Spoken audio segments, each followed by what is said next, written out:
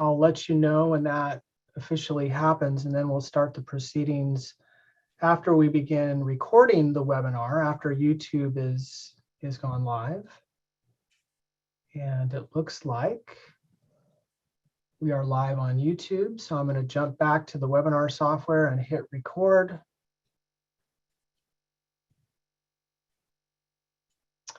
Okay, everyone, I think we're complete. We're live on YouTube and this webinar is recording. So welcome. All right. Hi, everybody. I'm Wayne Belmont, Lincoln County Council, and this is our second public workshop on the short-term rental program and proposed changes to that program in Lincoln County. For this particular webinar, we're going to talk about some recommendations that have been made to the Board of Commissioners to look at some code change options, and specifically in 4 different areas. I'll provide an overview of what those changes would entail, but mostly we're here tonight to take public input. And we're seeking to get information from you that we can share with the Board of Commissioners as they go forward in making any program changes that they select to do. For the public input portion of this, we want to do a couple of things. We want to make sure that if you want to provide public input, you'll be recognized by our Public Information Officer, Casey Miller. He will go through and call you. You'll have 3 minutes in which you can speak. And you cannot share your time with anybody else, either a portion or all of that time. Casey will call upon you when it's time to speak, so please be prepared. He'll try and identify the next 1 or 2 speakers so you can be ready to go. We ask that you be respectful of other speakers and the positions on the issues that we're discussing. Casey, can you pull up right now the county website? Yeah, let me give that a shot here, Wayne. So this is our short-term rental workshop portal. And as Casey pulls that up, we want to make sure that people recognize that this is also an additional way to provide input to the Board of Commissioners. So we're actually encouraging you to put your comments and information in writing to the county using the county's Smartsheet public input option. And Casey, can you show us where that is on the? Yeah, let me find it myself. There it is, public input. It's down here a little ways. And there you go. Takes you to the Smartsheet right here. And let me see, can you see that? Yes. Okay, good. And so that is an option for people to place their information in writing. We're collecting all of that on this webpage, all of the information that we're presenting tonight, all the recommendations, all the staff memoranda, all this, the proposed maps that we're going to be talking about a little bit tonight. All that information is on this webpage. So we'll continue to gather that information and share it with the Board of Commissioners. We received a lot of input through this methodology after the board meeting last Monday. Continue to receive it up to today. It's pretty much up to date till about 4 o'clock or so this afternoon.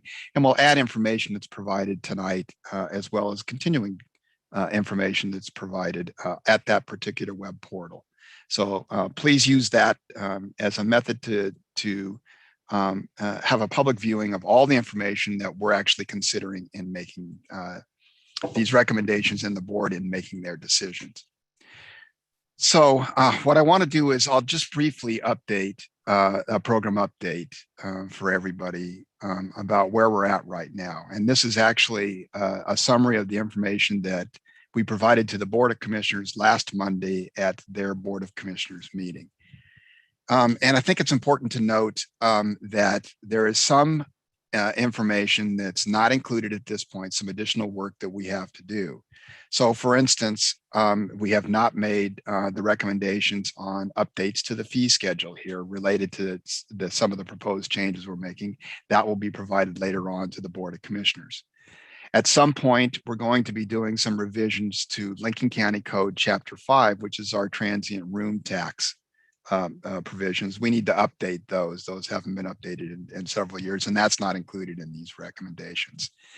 Also, we're going to be looking at some of the different methodologies that in the tax area, for instance, that the management of STRs, what we're seeing out here from various different kinds of entities that are managing and collecting those particular taxes. We need to address some issues related to that. What we are recommending, though, and Casey, why don't you go back actually to the agenda for today, are changes in 4 specific areas, and I'm going to talk about what those are. The first recommendation has to deals with septic systems and on-site waste management. We've noted that there are a significant number of STRs in the unincorporated areas of Lincoln County that are on septic systems.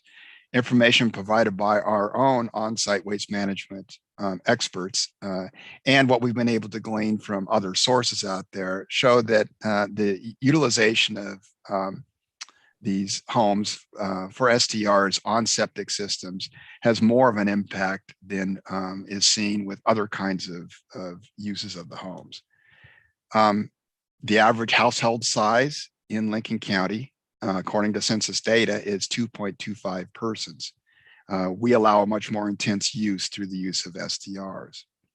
So after review with staff, we're making some recommendations to implement some changes in the way that we deal with subsurface systems, septic or other types, alternative types for STRs.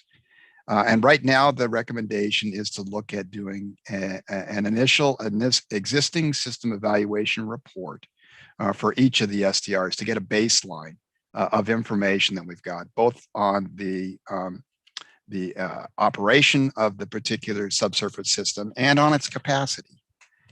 And those are reports that are done according to Department of Environmental Quality standards. They're done by a registered professional.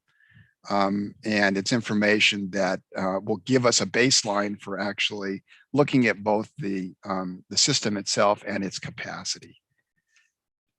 Following getting that particular information, we're going to discuss some ongoing requirements for septic systems on STRs. And that's right now we're looking at a system that would require annual maintenance. We're also exploring the possibility of, rather than doing this on an annual basis, doing it possibly for every other year or every third year, in which we'd require, again, an ESER, an evaluation, a full evaluation, because that gives us more information to ensure that the systems continue operating and they're maintained in a manner that allows for the intense use that we're authorizing here. The second area that we will talk about is capacity limits per unit.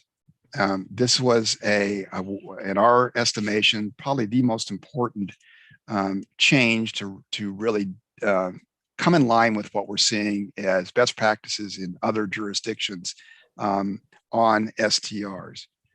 And again, what we've talked about is that census data says that the average household size is 2.25 persons per household in the county. And we currently allow for 3 persons per sleeping area or bedroom, plus 2 persons in the capacity determinations that we've made. What we're recommending now is to reduce that capacity to 2 persons per bedroom. This is more in line with what we're seeing, again, with other jurisdictions, both in Lincoln County and across the state. And we think that this change, more than any other change, will probably have an impact on reducing any kinds of conflicts that occur between STRs and neighboring properties. We have proposed that it be 2 persons per bedroom plus an additional 2 persons. So if you had a 3-bedroom house, that would give you a total of 8 persons. We've had discussion about placing that as a limit that occurs between 8 o'clock in the morning to 10 p.m. at night, and then reducing that capacity to just 2 persons per bedroom overnight, we've got some questions about that. We're still continuing to look at that. And we'd really like to hear from you what you feel that particular change would do for our program. We're also recommending that the STRs not be available for events such as weddings, graduation ceremonies, or similar kinds of activities. This, again, is something we've seen as a best practice in a number of other jurisdictions around the state as a way to really keep the character of the area as a residential area intact. The third area for recommendations is really around compliance enforcement. What we're proposing here is not to actually change and do away with the 3 strikes concept that's currently in our code. And in fact, what we found is that's not an uncommon feature in many of the codes around the state. What we are going to add, though, is another mechanism to actually deal with complaints, and that is an administrative mechanism, the creation of a hearings officer program that would allow our enforcement officers to actually administratively cite someone to a hearings officer in order to determine whether or not a violation has taken place and whether or not sanctions should be put into place. So this would be a new administrative process with a hearings officer. Again, this is not uncommon in other programs around the state. And I think it takes away some of the concerns that we have had both internally and what we're hearing externally with. It's very difficult to deal with complaints that aren't observed directly by our code enforcement folks in terms of getting compliance. So that is the third element that we're looking at. The fourth element is the board asks us to look at a cap on the number of STRs, including the possibility of area caps. So what we've done there is basically create 4 different alternatives for the board to consider. The first alternative, we're currently operating with a suspension on any new licenses for STRs, and we would lift that license and basically not establish any limit or cap on the number of STRs allowed in the unincorporated areas. You just have to obtain a license and qualify otherwise. Second alternative would be to set a cap to be determined by the board at a level that could be equal to the current number of licenses out there, greater than or lesser than the number of licenses. And it would establish a procedure to create a wait list for owners to get the next available license under the cap. A third alternative would be to create a cap on the number of licenses and establish the wait list. However, we would create sub areas, sub geographic areas that would allow new license in a sub area only when the sub area cap is not exceeded. And for those purposes, for illustrative purposes, this is not a final recommendation, but we have created a map which divides the county into 7 sub areas. Not based on the number, there's not an equalized number of STRs within those areas, but geographically it establishes some boundaries that really coincide with the geography we have in the county. There would be 5 areas along the coastal strip west of Highway 101 and then 2 areas east of Highway 101. And we do have some information in there that's available as to how many units are currently in each of those areas. I do want to note, and I know that Lisa Combs is on the call with us here, that there's been some question about the actual number of STR licenses we have right now. The folks in our GIS system used a number from a period some time ago when we were looking at the number of STRs on septic systems. So that was a point in time look at the number of licenses at that time, and that's not the current number of licenses. And Lisa, could you tell us currently how many STRs are licensed in Lincoln County, unincorporated areas? Correct. We currently have about 555 active STRs at this time. Okay, thank you, Lisa. So under that particular program with a sub-area cap, it'd be a more complicated process, but we'd have to administer that by utilization of our new software and our mapping capabilities in our GIS system. And this could, if the board so decided, could allow for a reduction of the intensity or density of uses in some of the sub areas. And it could allow for more STRs in other areas that aren't as densely populated with STRs. And so that would be alternative number 3. Alternative number 4 would be to actually have each of the subcap areas have its own cap. And so instead of having an overall cap and then allocating those between the sub areas, there would simply be a sub area cap for each of those areas. And that could be greater or less than the current number of STRs in those particular areas. It allows for a variation of caps, allowing fewer in some areas and greater numbers in other areas. And then the individual sub areas could be periodically adjusted. In all the alternatives, existing STRs would be allowed to remain licensed and operating until the property is sold or transferred. And so those are the 4 recommendations the board is considering. So now we want to open this up for public input on those particular recommendations. Folks will be allowed an opportunity to talk to us for 3 minutes. Casey will be timing that. He'll recognize you when it's your turn to speak. And we hope that you can provide us with input on those particular recommendations. We know we've been getting through the Smartsheet, been getting some very good feedback on the recommendations. And that again is our hope that the focus will be on those particular items tonight. So with that, Casey, do you have a list of folks that you can start calling on? I would note that if you do not want to speak tonight, you have an alternative. You can go to Google Lincoln County YouTube. You can observe and watch this whole proceeding on YouTube live, and that way we won't call upon you and after you say that you're not going to speak tonight. So we're really hoping that people that stay in the meeting, in the webinar live here, are those who would like to actually provide us with some input and testimony. All right, Yeah, Casey? Yeah, Wayne, and I would add too that we had 82 people signed up just before we kicked off this meeting.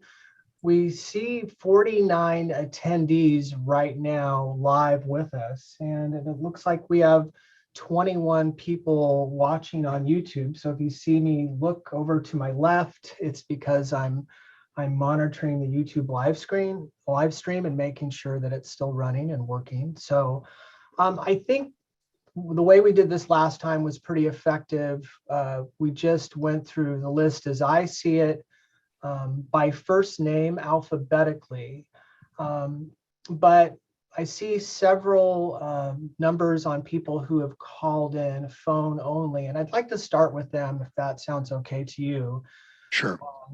And we've got looks like we've got 5 folks calling in on the phone. So if you're calling in on a phone right now and your number is last 4 numbers 8145, in just a moment I'm going to unmute you, and I know you can't see me in my timer, so I will just let you know when you're about 2 minutes in or that you have 60 seconds left.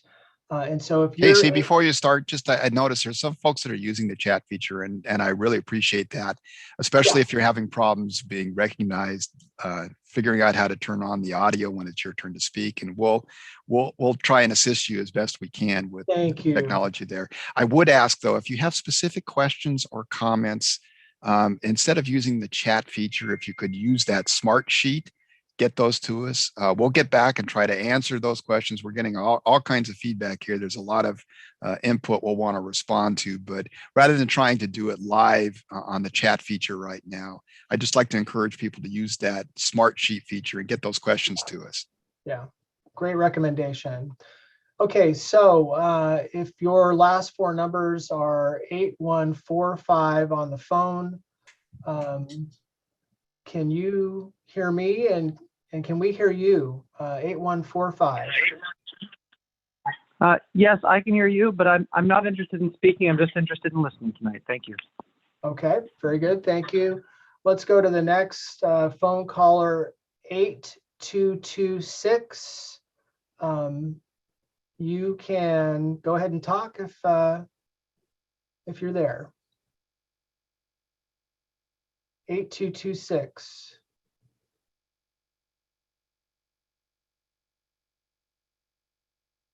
No? Okay. Hello.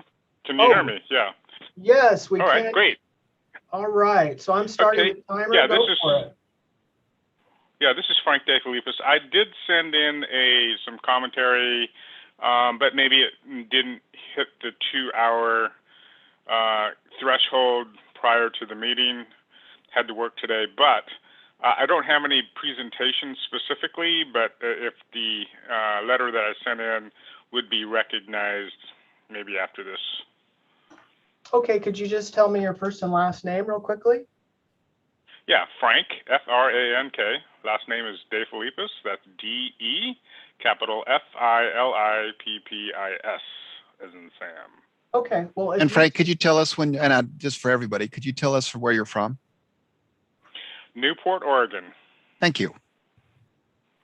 Okay, Frank, yeah, if you submitted it, I bet we've got it, but I've got your name down to double check that, so thank you. Yeah, I do have a short-term rental that's just slightly out of the city limits, but I did send I saw some typos in it, so I apologize. But yeah, I did send something in there, and I did correspond with some concerns I have. Thank you. Okay, thanks, Frank. Let's go to the phone caller with last four numbers, 1901. Go ahead.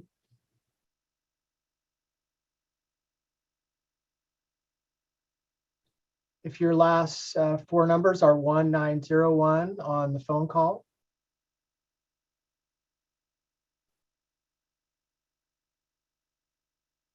Okay, well, we'll get back to them later. The next phone number I'm going to is last four numbers, 5000, 5000. Are you there?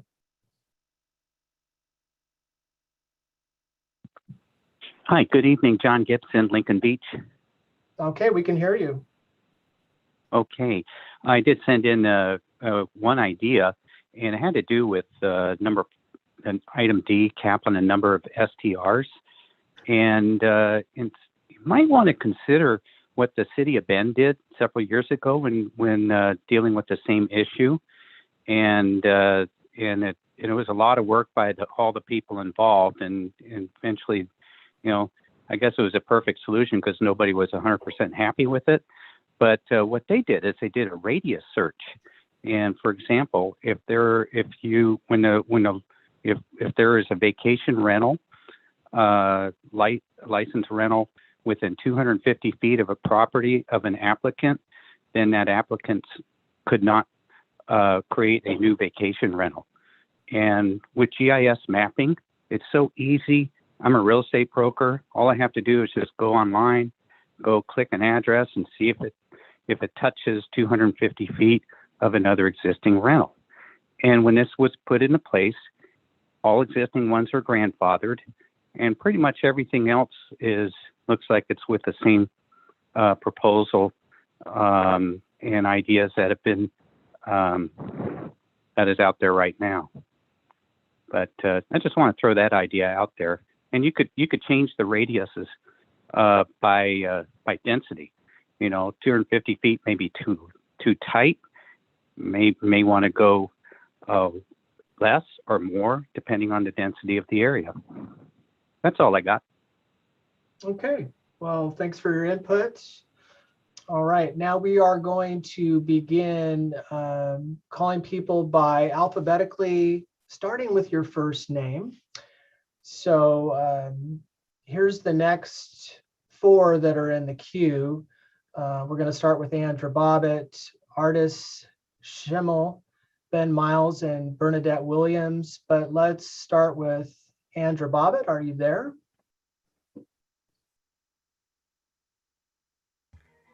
Hello, this is Andra. Can you hear me? Yep, Andrew, we can hear you loud and clear. I'm just going to let my written comments stand. I don't have anything further to really say about this. Okay, well, very good. So you've submitted your comments. That's great. I did. Okay, thank you. All right, we're jumping to Artis Schimmel. I hope I've got that right. Are you with us?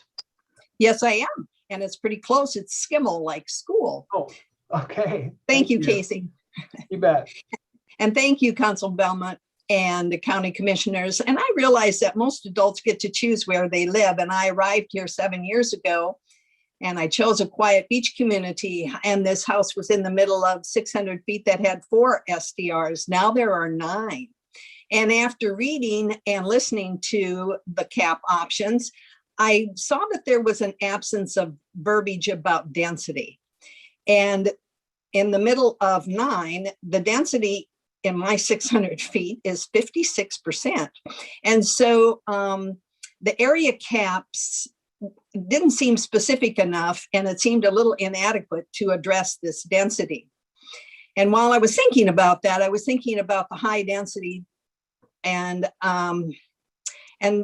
thought about the whole Oregon coast. And I just want to assert that Lincoln County coastline may have the highest concentration of developed areas of all of Oregon.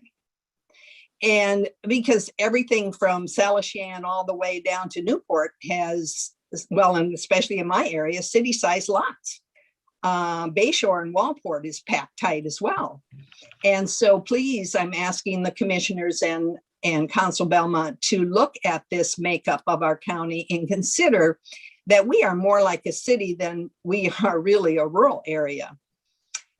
When I read this morning's Facebook post, I was struck by a quote that said, and it applies really to a lot of buried issues in society today, when you see something that is not right, not fair, not just, you have to speak up.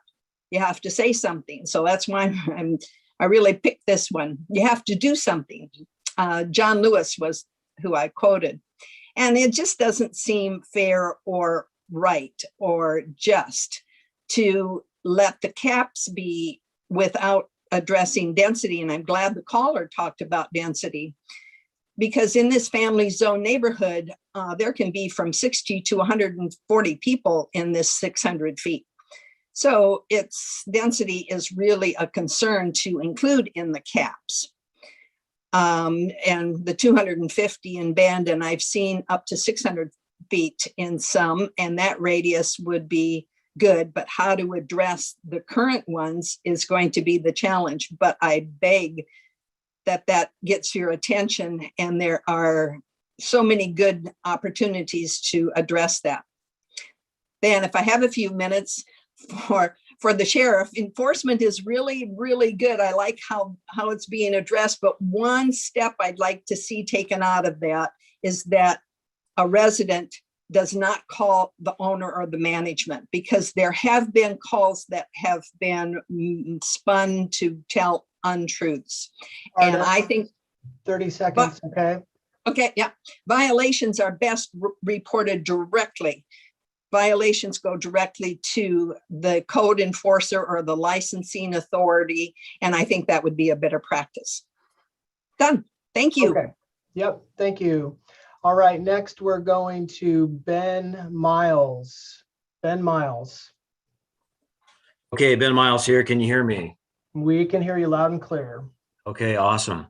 Hey, I want to say thank you for everyone continuing the conversation here, and express respect for all of you that have to hear all sides of the issue and make a decision that tries to appease everybody. My wife and I have 4 children, ages 9 and younger. So we are a family of 6. That's big in today's standards, but our ownership of a short-term rental in Glen Eden Beach is only a year old. It's a fantastic oceanfront property with an ocean view like we've never before experienced. We've created some incredible memories there and look forward to many more. Our folks are a retired elementary school teacher and a janitor, Air Force, and my mom's still working as a pastor. All that to say, we come from simple roots and simple people, but good people. Owning an oceanfront property is really only financially feasible for us if we're sharing that space via the short-term rental market. Further, we work full time and raise a family full time. So our ability to utilize this home is limited, and it would theoretically remain, I guess, otherwise empty. We love the Oregon coast. We spend several trips every year staying where we can. Up through when we were a family of 5, we rented a small hotel bedroom with 2 queen beds without issue. I mean, the space couldn't have been more than 250 square foot. With our 6th child, we were in for a surprise about needing more space for occupancy. So regarding revising the proposed occupancy to 2 persons per sleeping area, it would mean my family of 6, but a family of 6 would no longer fit in a 2-bedroom home, our 2-bedroom home. It's a 1,300 square foot home. It's got plenty of room for our family and even for a set of our kids' grandparents to join us. So from where we stand, the revised occupancy limitations do not make sense to us. We are adamantly against revising those as proposed, and we would encourage that grandfathering in occupancies if there were going to be any changes made. Our key issue is occupancy, but let me just really quickly, it feels like from some of these conversations that a lot or some of the discussions are specific to a few communities. And so I don't know if narrowing in on communities and addressing them there would help. Our home is not on septic, but it feels like the septic requirement should apply to all homes and should be handled by existing authorities having jurisdiction. Regarding capping of the licenses, we would encourage, avoiding capping the licenses. Let me add, where properties are oceanfront or waterfront, it feels like the best way to share that beauty and a unique property experience is through the short-term rental market. Our oceanfront section of Glendian Beach does have many short-term rentals on it, but we've met fantastic people. We haven't had any sort of bad experience there.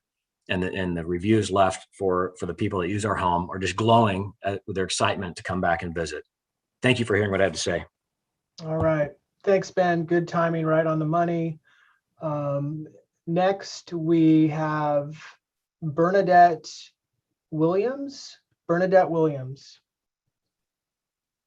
Yes, hello. Can you hear me? Yes, we can. Yes. Regarding caps, if STRs cannot be phased out, the caps, their number and density must be reduced, and the number capped to improve the livability for all. I support a 1 to 4% cap in the proposed alternative 3 or 4 process for reducing the number of licensed STRs. Density within a sub area or HOA must also be considered in this decision. For example, my area in Bayshore my little section of Bayshore is 19.6% STRs. Proposing no caps is absurd. The owner-occupied model, also proposed by 15 neighborhoods, is another option to support reducing overall licenses. Regarding code violations and complaints, the current complaint process step 1 is unclear. Define acceptable wait times to speak to a local contact who must be residing in Lincoln County. Being on hold is unacceptable. Define what is acceptable written communication. Explain how a complainant should post notice at the STR location, which doesn't make sense when there's a contact to notify. Define legal objective evidence for violations that occur out of sight of law enforcement. Is it photo? Is it video? The complainant should have a legal method to document a visible audible violation. How do you document a possible unlicensed rental or a large daytime gathering without this? Step 2 of the complaint process, require on-site visit by the contact within 1 hour. A prompt response really is the key for most of these issues. The contact should also provide a response to the complainant. Either it's resolved or not resolved.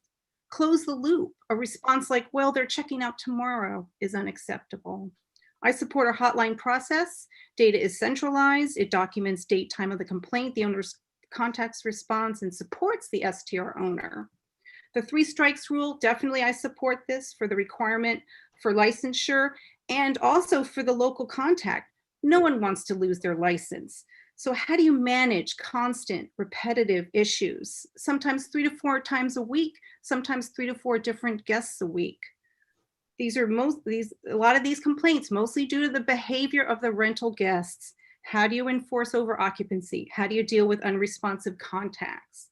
This is why the local contact must be held to a 3 strikes rule as well. After 3 strikes, the STR owner must register another contact before the next rental guest. Try not to pass the buck. Hold the owners, the contact management company, and guests responsible. require HOA rules be posted within the rental unit. A lot of times I've talked to people myself, they don't even know what the rules are. Enforcement must be consistent, performed without retaliation. Any documented retaliation should be considered a strike. 20 seconds, Bernadette. I support the proposed occupancy limits, the septic system evaluation reporting and monitoring requirements to renew licenses. Thank you. All right, thank you very much. I'm jumping back up to A's here. I may have missed this. Ann Turner. Ann Turner, you're next.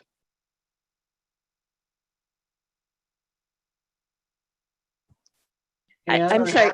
Yeah, I'm sorry. I didn't think I had registered to speak, but speaking off the top, I would say as an STR owner, I support some regulation of it, of course, in local contact, a process to protest if there's a problem.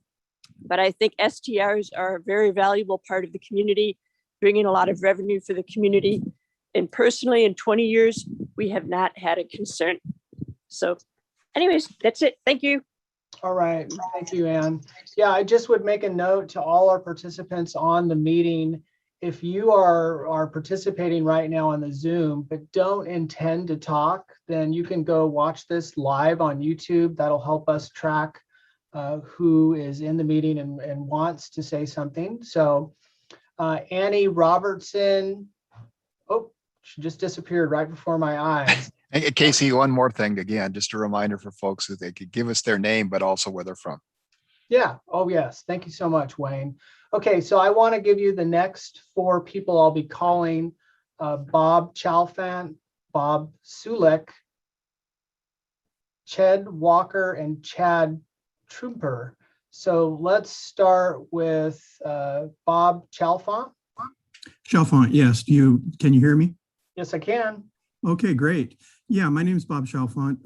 I actually live in Southeast Washington in a little place called Pomeroy, but I have a current STR with Sweet Homes Rentals. It's actually in unincorporated Lane County, but I'm also in the process of purchasing a house that I would like to have short-term rental in Lincoln County.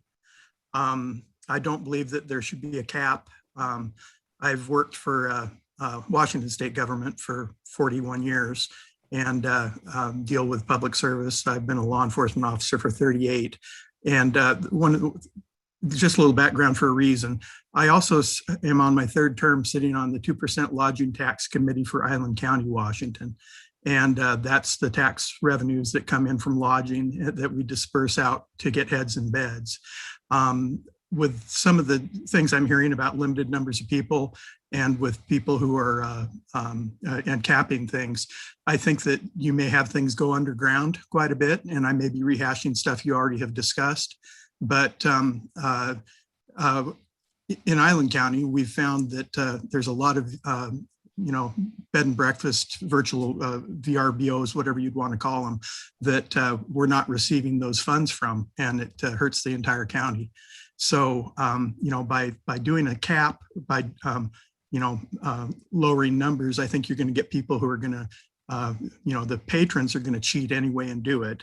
And the revenues aren't going to come in, and county properties won't get taken care of. Being that I have been law enforcement for 38 years and continue to be, the impact of vacant houses and that type of thing is going to be an impact on the sheriff and that type of thing. And I'm just hoping that you folks can come up with some other ways to take care of it. Like Ben Miles, I also am a blue collar worker, and the only way that I could own oceanfront property was to go ahead and purchase this and get the rentals to go ahead and take care of it, and so I can leave a legacy for my family so that they have a place on the Oregon coast. I've been coming to the Oregon coast since I was my first marriage, since 1985, and all of that time we would spend a week a year at Cannon Beach, Seaside, Manzanita, and it's wonderful memories. But I think that I just hope that the monies that will be lost from this, I'm sure you've taken this into consideration, but I'm in favor of lifting the cap. All right, thank you, Bob. Okay, and just a reminder, yes, thank you, Council Belmont, for telling us where you're from. Bob Sulek. Bob Sulek.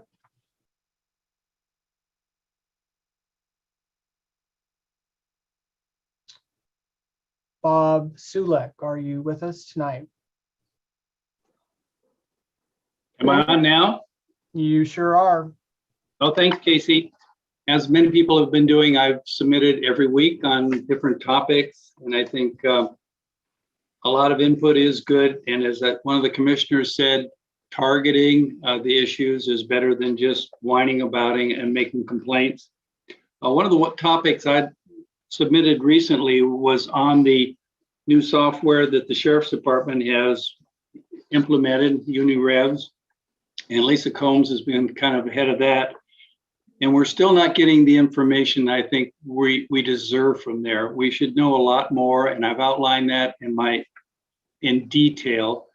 And I think it's going to take a while, but we really need to know more about the short-term rentals, similar that Newport does. You can go online and find out who the owner is, how many people are occupied, and with that information, you can then, make your assessment if people are really in a violation of occupancy of that.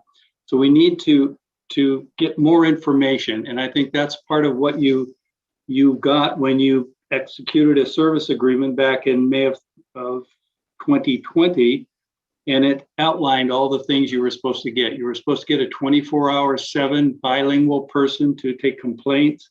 You were supposed to track this stuff, and that still needs to be worked on. So I don't think the software that you've purchased is doing what everybody hoped it would do. As far as the concern link, I'm with the person before me say, we need to get out of making complaints to the owner or the rental agencies. Nothing happens. Trust me, nothing happens other than you're saying you're harassing them. All calls should go to the 24-hour hotlines. Those are all non-emergency calls. Then somebody should be tracking that stuff. There should be a posting of all complaints and a summary made, were they resolved? Who resolved them? Were they resolved, or were they just a nuisance? And the lodging revs property incident information needs to be available so people can see how many complaints were made. And with that added in, those early steps, I think we could resolve a lot before we ever get to the hearing officer level. So with that, if you look at some of the stuff I submitted, I've done more detail, but start at the beginning, get these things, information needed, and let the violations and that be recorded properly. So that's all I had for now. Okay, thank you, Bob. And we do appreciate that articulate input in writing. Ched Walker, if I've said that correctly, you're on. That's actually said Walker, but Said. Okay. Yeah. Thank you. Yeah, thank you. So I live in Portland, and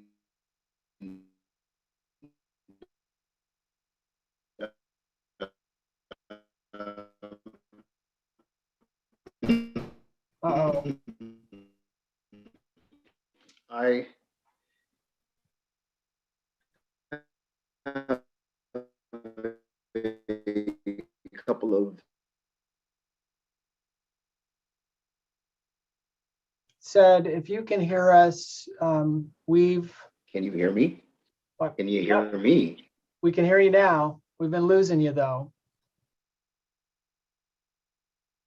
Keep at it if you're with us.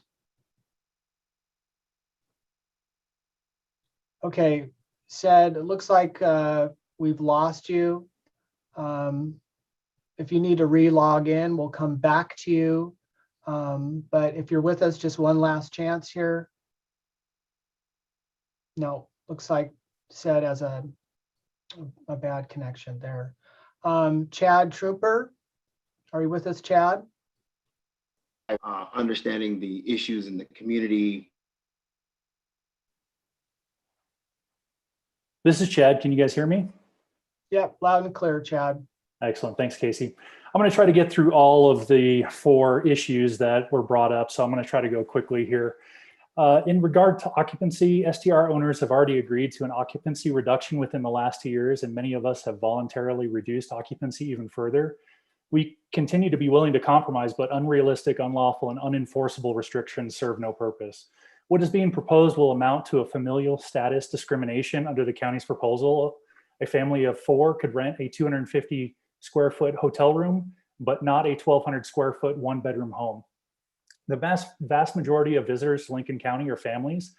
This type of discrimination is a violation of Oregon state and federal fair housing laws. If any changes are approved, occupancy limits should be grandfathered under Oregon state law. And I think any changes should also include allowance for younger children that does not count towards the limit. In regards to septic systems, this is an obvious attempt to further limit occupancy and place a discriminatory and punitive financial burden on STR owners. There has been 0 evidence provided that STR homes are a bigger risk for environmental damage than any other home on a septic system. Before any proposed action can be recommended to this board, an independent study should be completed so that the board is able to make informed decisions based on evidence and facts and not fear and hearsay.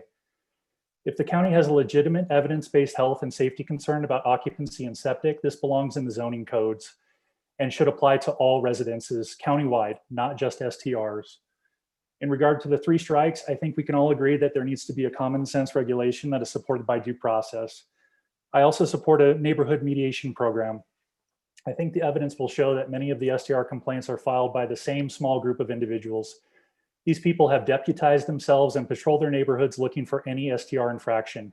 Reading through previous complaints, many are for the mandatory contact signs in front of every STR.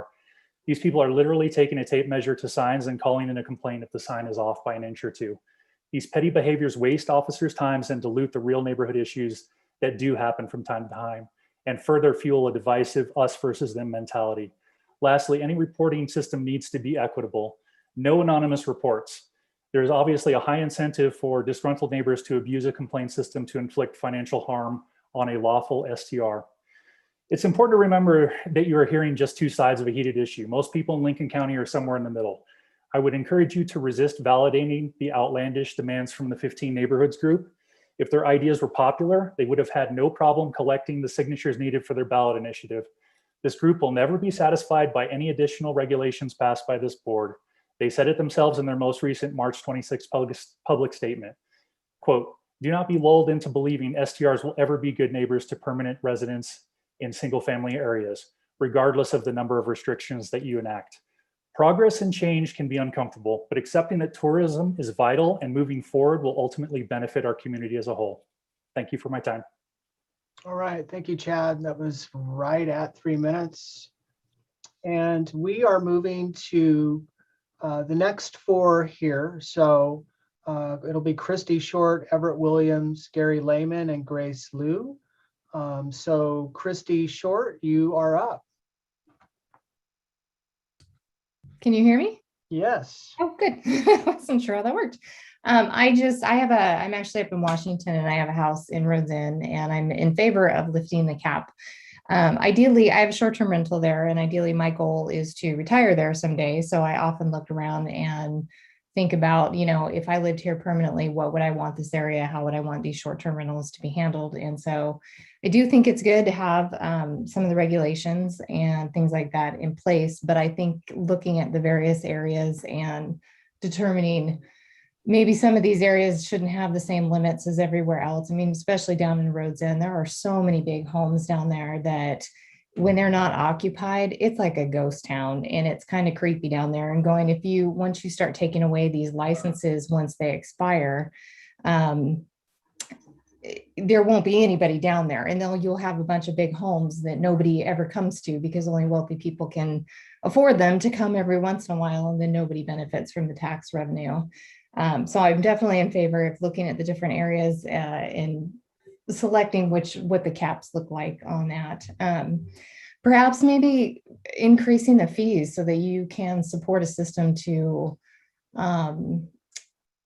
regulate the complaints. And I think Chad did a great job of summarizing that maybe it's some people versus others, and looking at who's making the complaints. Is it really as broad a problem as it seems to others?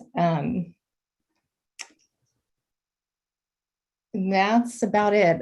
We've been through a tough year. I would hate for these caps to continue and be more difficult for the city in general. I think the tourism in these homes give families a chance to come take a vacation that they would never otherwise get. Big families don't go to hotels. They come to homes so that they can enjoy themselves and have more kids and be able to spend their money in the town.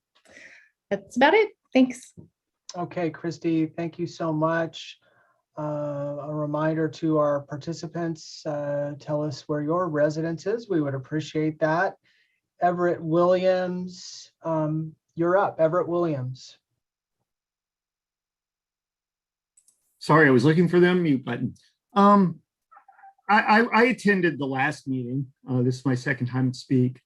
And we talk about public input, but many of the inputs that came out that we heard last time and heard this time haven't really made it into the report going to the county commissioners. And you hear, people talking about loss of jobs, loss of revenue, loss of taxes, having to sell their home because they can't, they bought it as a rental so they could retire there, but now they can't afford to because you cut the capacity limit and it doesn't make as much money as it used to. And none of that input is in the recommendation to the board. It doesn't say we are going to lose 40,000 direct, or 400 direct jobs are going to be lost because of this. Another 300 are going to be lost in the community due to lack of tourism dollars. That's going to cost us $2.2 million in tax revenue, which we're then going to have to go find. That needs to be part of this report.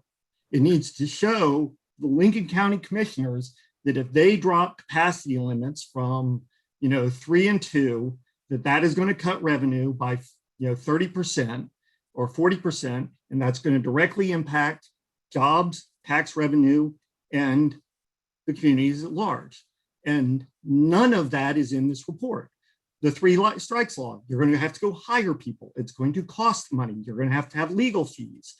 Where is that money coming from, and how are you going to pay for it? And it just looks at like you're making these things with, there's no, they had garbage, noise, parking. Those were the concerns. And also, none of it really says how it addresses these items and what other options might be to enforce garbage, parking, and noise to deal with those issues. And, I don't, I don't really know whether it's going to be better because I really like Lincoln County. I really love going there. I go there a lot. But I also care about the people who take care of my home when I'm not there. And I, want them to stay employed and want them to have jobs and, be successful and have nice things to do. But if you're going to sit and trash the economy and these things with no clear understanding of what you're doing when you're done with it, I think you're making a bad decision, or at least you're not making an informed decision. So that's my 3 minutes, and that's really all I have to say. Okay, thank you, Everett. We are to Gary Lehman. Gary, are you with us? Yes, can you hear me? We can. Okay, my name is Gary Lehman. I live in Lincoln County. I actually live in the city of Newport, and I do not own a vacation rental. And at the present time, there are no vacation rentals in my neighborhood. So I want to zoom up a little bit and take an overall look at our community. I would advocate for some form of a cap, and I'm not sure what cap it should be, but I do know that vacation rentals can adversely affect neighborhood cohesiveness. And there is an important public health aspect of having a neighborhood where people live, play, and work together. And when you have a lot of vacation rentals in those neighborhoods, it does affect the cohesiveness. I'm interested in our teachers, our community workers at the hospital, our public service workers, our policemen, our firemen. And in some of the boards that I serve on, I've learned that there are no places in town or in the county for these workers to live. People actually live in Corvallis to come to Newport to work. And we cannot have every single house used as a vacation rental and expect to be able to pay people to commute, to come into our communities to work. So the other aspect of this is, you know, the tax rates, the county tax rates, you know, is somebody taxed the same rate when they have vacation, high density vacation rentals around their residence, as opposed to people that don't have high density vacation rentals around their residence? You know, I think we all pay the same tax rate. So it's important to look at a lot of these aspects other than the ones that you typically hear about here, which are people that have homes with nearby vacation rentals and people that live in all over the United States and own a vacation rental here. You have to keep in mind that we need a community and community cohesiveness. Thank you. Okay, thank you. Thank you, Gary. Next, we have Grace Liu, if I'm pronouncing that correctly. Grace? Can you hear me? This is Grace. Yes, Grace, we can hear you. Okay, thank you, Casey, and thank you, everyone. And I think Chad and Christy said what I want to say for most of the you know, stuff and the list on that today's agenda. And but I just like to say about I think now it's kind of very aggressively from the county side to reduce the capacity of the short-term vacation rental. Oh, I'm sorry, let me kind of add on that. I'm in Taggart right now, and I live in Taggart, and I have the house in Woodport as a short-term vacation rental property. And I think now, I would say 2019, the county reduced the capacity by the septic system. Now, keep reducing, you know, the capacity per each of the bedroom. I think this kind of, to me, I just feel it's very, you know, aggressive for doing that. And I don't know how that's going to impact the local business and the tourist, you know. I think all the things related to the tourist business, I don't know how that's going to impact. And for some people kind of complain about, I heard a lot about people complain about the trash, all these things. I think we need to find out a solution just for that. For my house, I put the garbage cans, everything not at the curb, and just pay extra $30-some to have the people pull from the, you know, inside of the back, I mean from almost the backyard and to the front, then, you know, have the garbage do that service for me rather than people see the garbage spread everywhere. I think we need to find the solution just for this particular problem rather than just kind of keep bring this question up and complain about this, you know, these things. That's what I like to say. I totally agree with the chat and Christy, what they said. So I don't want to repeat too much about that. That's what I want to share with everybody here. Thank you for your time. Okay, thank you, Grace. I'm going to announce the next 4 people I'll be calling, and they are Greg Astley, Heather Brand, Heidi Gilbert, and Jeff Mckillin. So let's start with Greg Astley. Are you there, Greg? Yes, I am. Can you hear me? Yes, we can. All right, I appreciate it. Thank you for the opportunity to speak tonight. For the record, my name is Greg Astley, Director of Government Affairs for the Oregon Restaurant and Lodging Association. The Oregon Restaurant and Lodging Association's position paper on short-term rentals has been used by proponents of changes to the regulations for short-term rentals. And I'm speaking tonight to clarify our position as it relates to your proposed changes.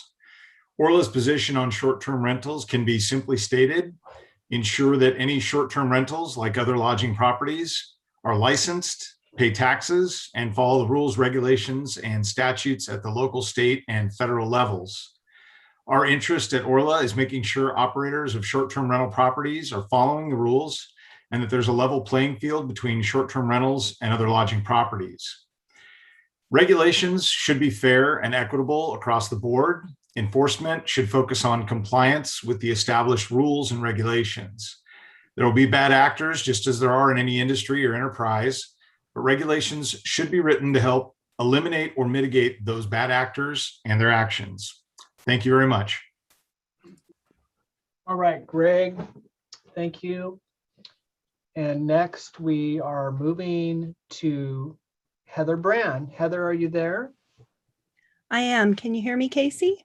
Yep, loud and clear. Excellent. Thank you so much. I have written several letters on this process, and I actually started in this process with the adoption of the very first Lincoln County short-term rental ordinance. And I understand my home is one of the 10 original grandfathered properties.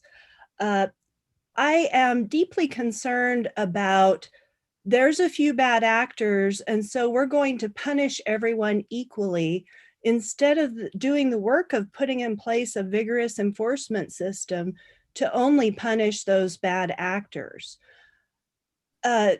Council Belmont pointed out that the average household size in Lincoln County is 2.25. And that's why vacation rentals are in these giant homes. No one that's a household, no working class household is looking for the larger, architecturally significant or more expensive homes. And when you get into homes of the size 2,500, 3,000 square feet up to 6,000 square feet, what we're doing, many of us with the larger vacation rentals are utilizing an underutilized property that would be vacant otherwise, or would be vacant and owned by a millionaire that only comes and uses it once a year. And I'm urging you to keep grandfathered rights in place. I'm sure you're aware of the state statute that prohibits you from taking away our grandfathered rights and also from prohibiting the transfer of grandfathered properties. But the bigger problem is that our guests will not understand. If my property is cut down to 6 nightly guests, no one will understand why this giant 3,200 square foot home can't house a reasonable number of guests, where my great room is the size of a 1,200 square foot home in one large room. It won't make sense to guests. And so by not tailoring occupancy to what is fair and what's unfair, you're going to make enforcement more difficult because it simply won't make sense to people. I've advocated an alternative standard by square footage. I've also given you an extensive history on the use of 2 per bedroom for discriminatory pretextual purposes, and how under any other context, applying that mechanically without using the reasonableness standard could subject an operator to liability for discrimination. The second thing I'd like to raise that I've also written to you extensively on is the fact that when this process began, I started asking septic professionals. Heather, 30 seconds. I'm sorry to interrupt you. Thank you. I would just urge you to look at my note of the conversation with Dan Wiltsey of DEQ, and how when septic people are asked, it doesn't make sense for them to triangulate a body count to the septic size because that's not how they operate. They advocate inspections, more frequent inspections if there is a heavier use, and that's it. And so thank you very much. And please consider all the written comments instead of just proceeding with the same 4 ideas. Thank you. Okay, thank you, Heather. And maybe you can help me out here. Did I call Everett Williams already? Everett Williams? You already called me. Thank you very much. Okay, I don't know how that happened. Thank you. Heidi Gilbert, you're up. Heidi. Yes, hi, good evening. How are you tonight? Good, thank you. Good. So I'll make this quick. I totally am in agreement with what Heather also just stated. We have a vacation home. I live in Portland. I'm a 4th generation Oregonian. We purchased a home this last October in Glen Eden Beach. I was on the last workshop. As I mentioned, we purchased this house after being on the market for close to 9 months. So again, the shortage of low income housing is completely, I believe, a completely separate issue and should not be tied to the STRs. Again, most STRs are going to be in a higher price bracket and would not be for low income housing. With that said, I do not believe there should be any caps. I think that you're opening up a can of worms. I think that the county would not be up for what would be coming in the way of legal issues if caps are put on. Again, there's other ways of taking care of the issues at hand. Again, there was only 3 valid complaints called into the county last year, 3 out of how many rentals. So with that said, I think it needs to be just really about the addressing of those actual true complaints, valid complaints, and using this 3 strikes issue or that setup as a base, but also to keep in mind those that are calling in complaints falsely and calling them in anonymously would also need to stop. And those people that are calling in false reports will also be dealt with in a legal matter or with authorities, whatever is the proper way to take care of that matter. Septic tanks, you can't honestly just pull certain houses out of the county. We happen to not be on a septic, but I feel for those that are and being sort of pulled out of the lot here. If you're going to make changes and you want to see a change with septics, you have to make it across the board. It has to be for everybody to make this make any sense. So again, no caps, septics, everyone on the same standards. 3 strikes, you're out. I totally agree with that. However, it needs to be valid complaints. And again, just looking forward to the community really trying to come together. I'm tired of the battle that's been going on in the county. Not a very, very good environment for those visiting and those that enjoy coming on weekends, dealing with the locals that are, again, kind of harassing. And I did have an experience this last weekend where I was simply parked, looking at the ocean at an area, watching boulders being put on the sand, only to have a neighbor pull up right against me, staring me down. I wasn't doing anything.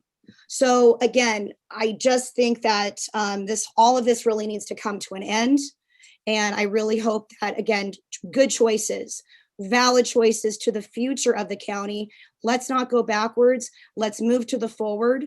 I am looking forward to bringing my company down there only when the commissioners, when you guys do truly pass something that makes sense. I'm just not going to come down there and put the money into your county if it's not going to make sense. Thank you for your time. All right, thank you, Heidi. Next, we have Jeff Mckillin. Jeff, you're up.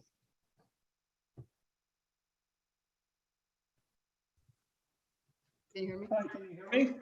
Yes, we can, Jeff. Hi, can you hear me? Yes, we can hear you. Hi, yeah, I'm Jeff Mckillin. My wife and I are full-time residents in Bayshore. And I'd like to urge the commissioners to place a 1% cap on total housing stocks on STRs within unincorporated Lincoln County. We have a really severe housing shortage.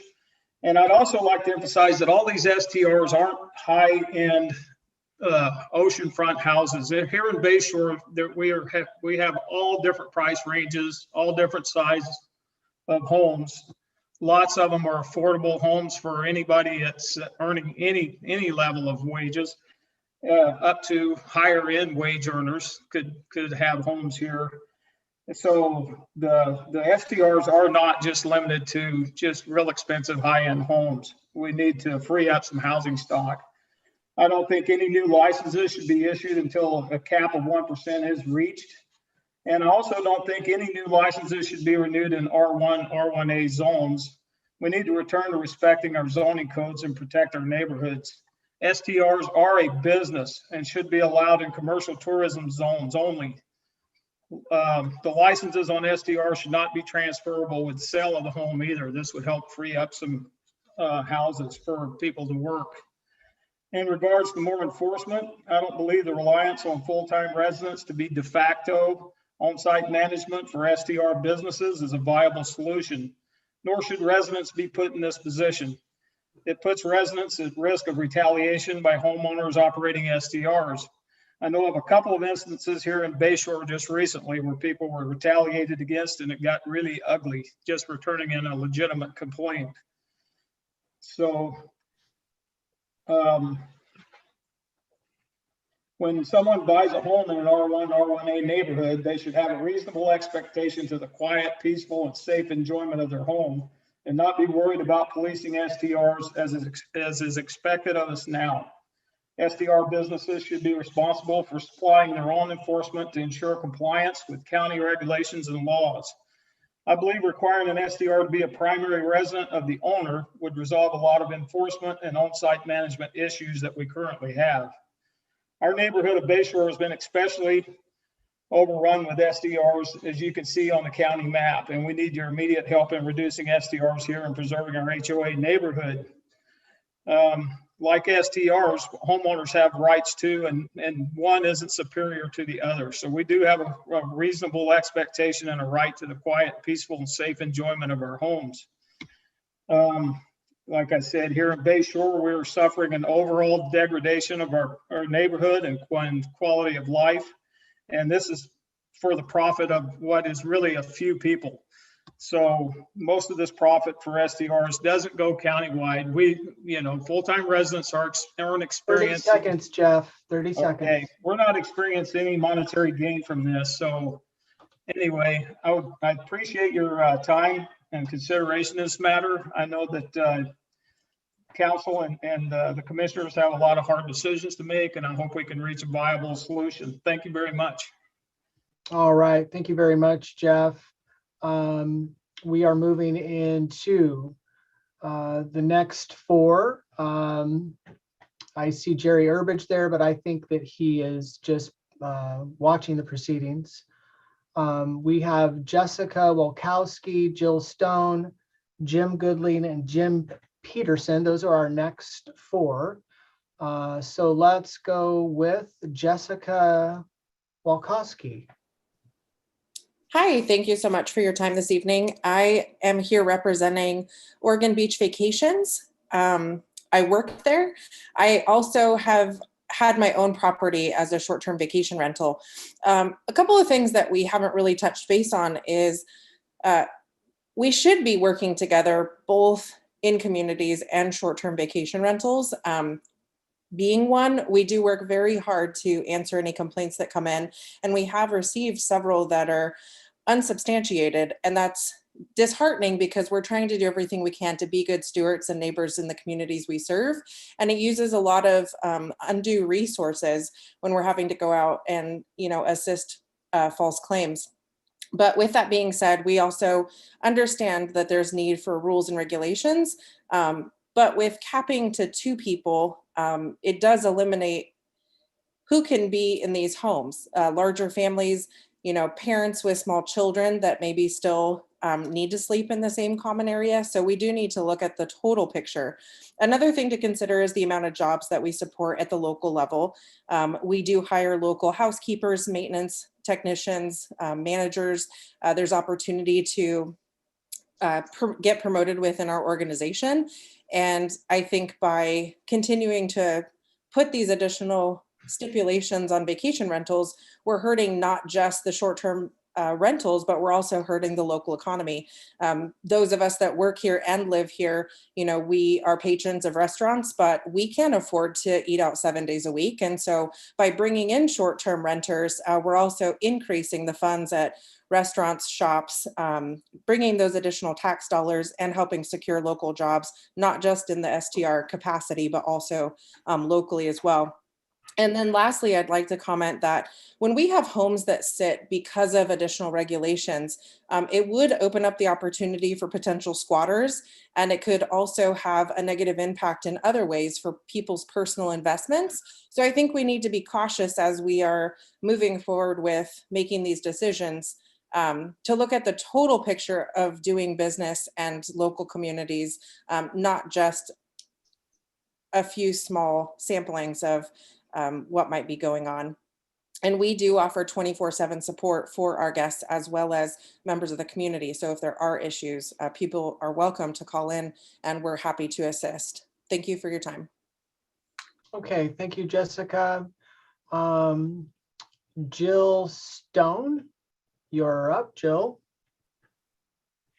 Thank you for giving me this opportunity to address the proposed ordinances.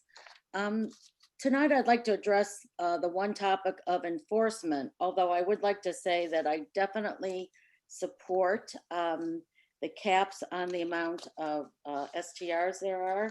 I am from Bayshore, and we have felt a significant degradation in livability over these last few years with the proliferation of the STRs.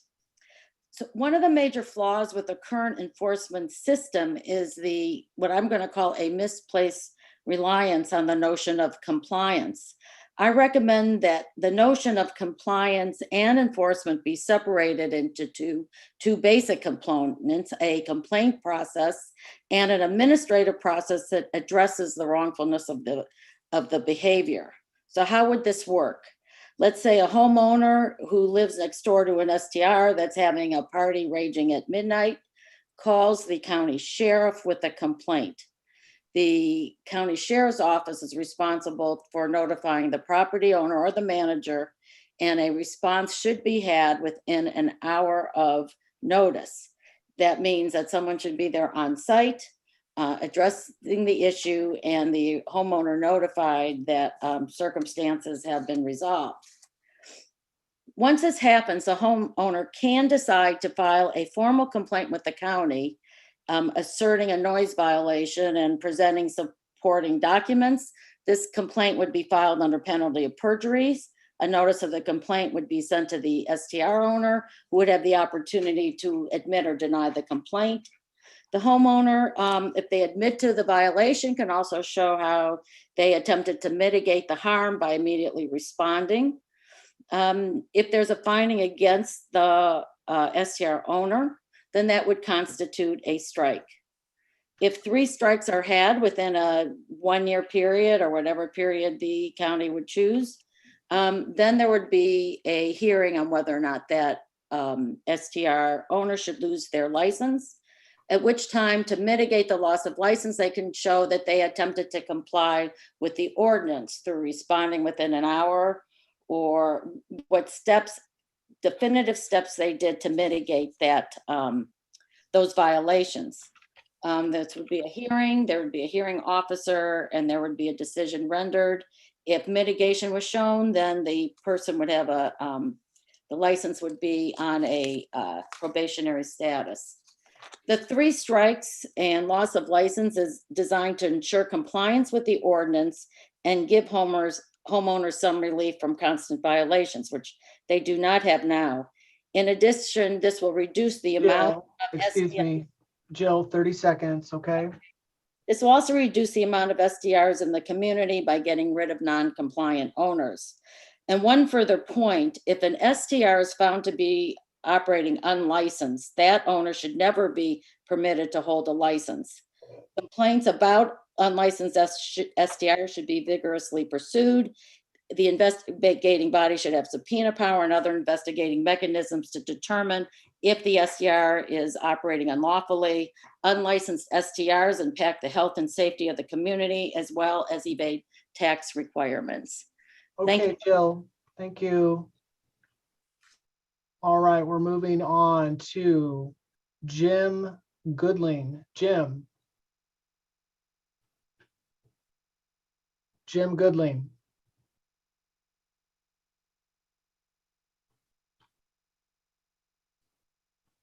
Okay, one last call here for Jim Goodling. Can you hear me? Yes, we can. All right, great. Well, I totally disagree with what you just said. But I'm going to be as succinct as possible here because, you know, of the time matter.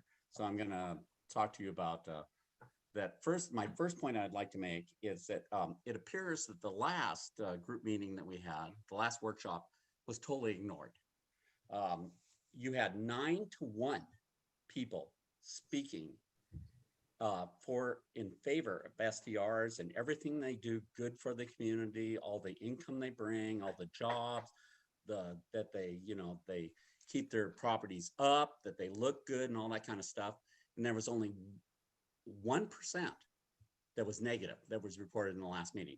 And yet we have this this document presented to the counselors that we're supposed to concern ourselves with. Okay, that's the first point, is if you're going to speak, let's hope that you're being listened to.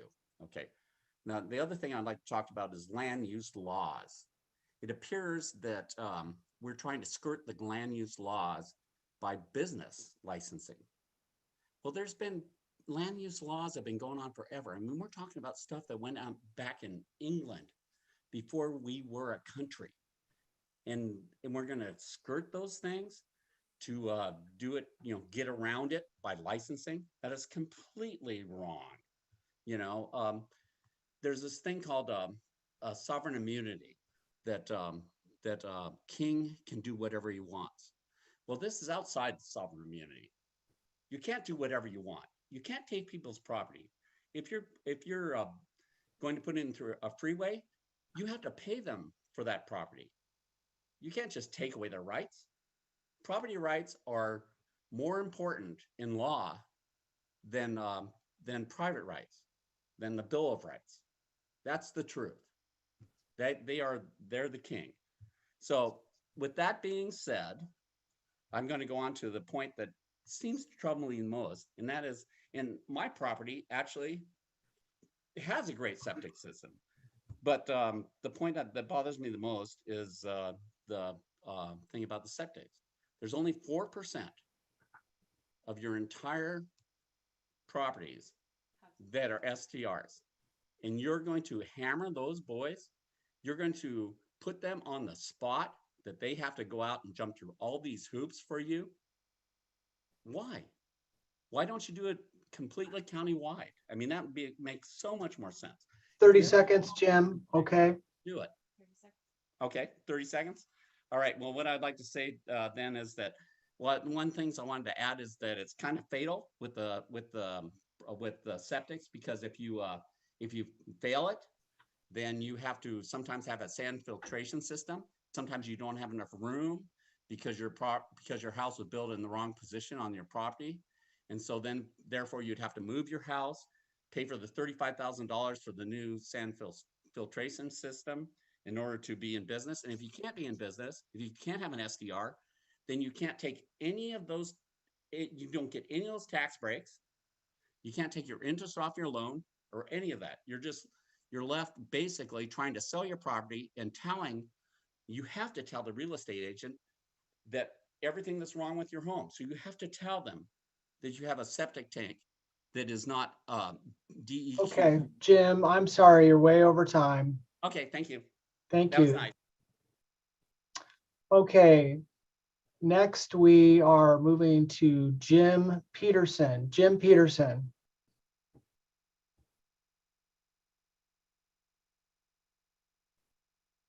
Jim Peterson, are you with us?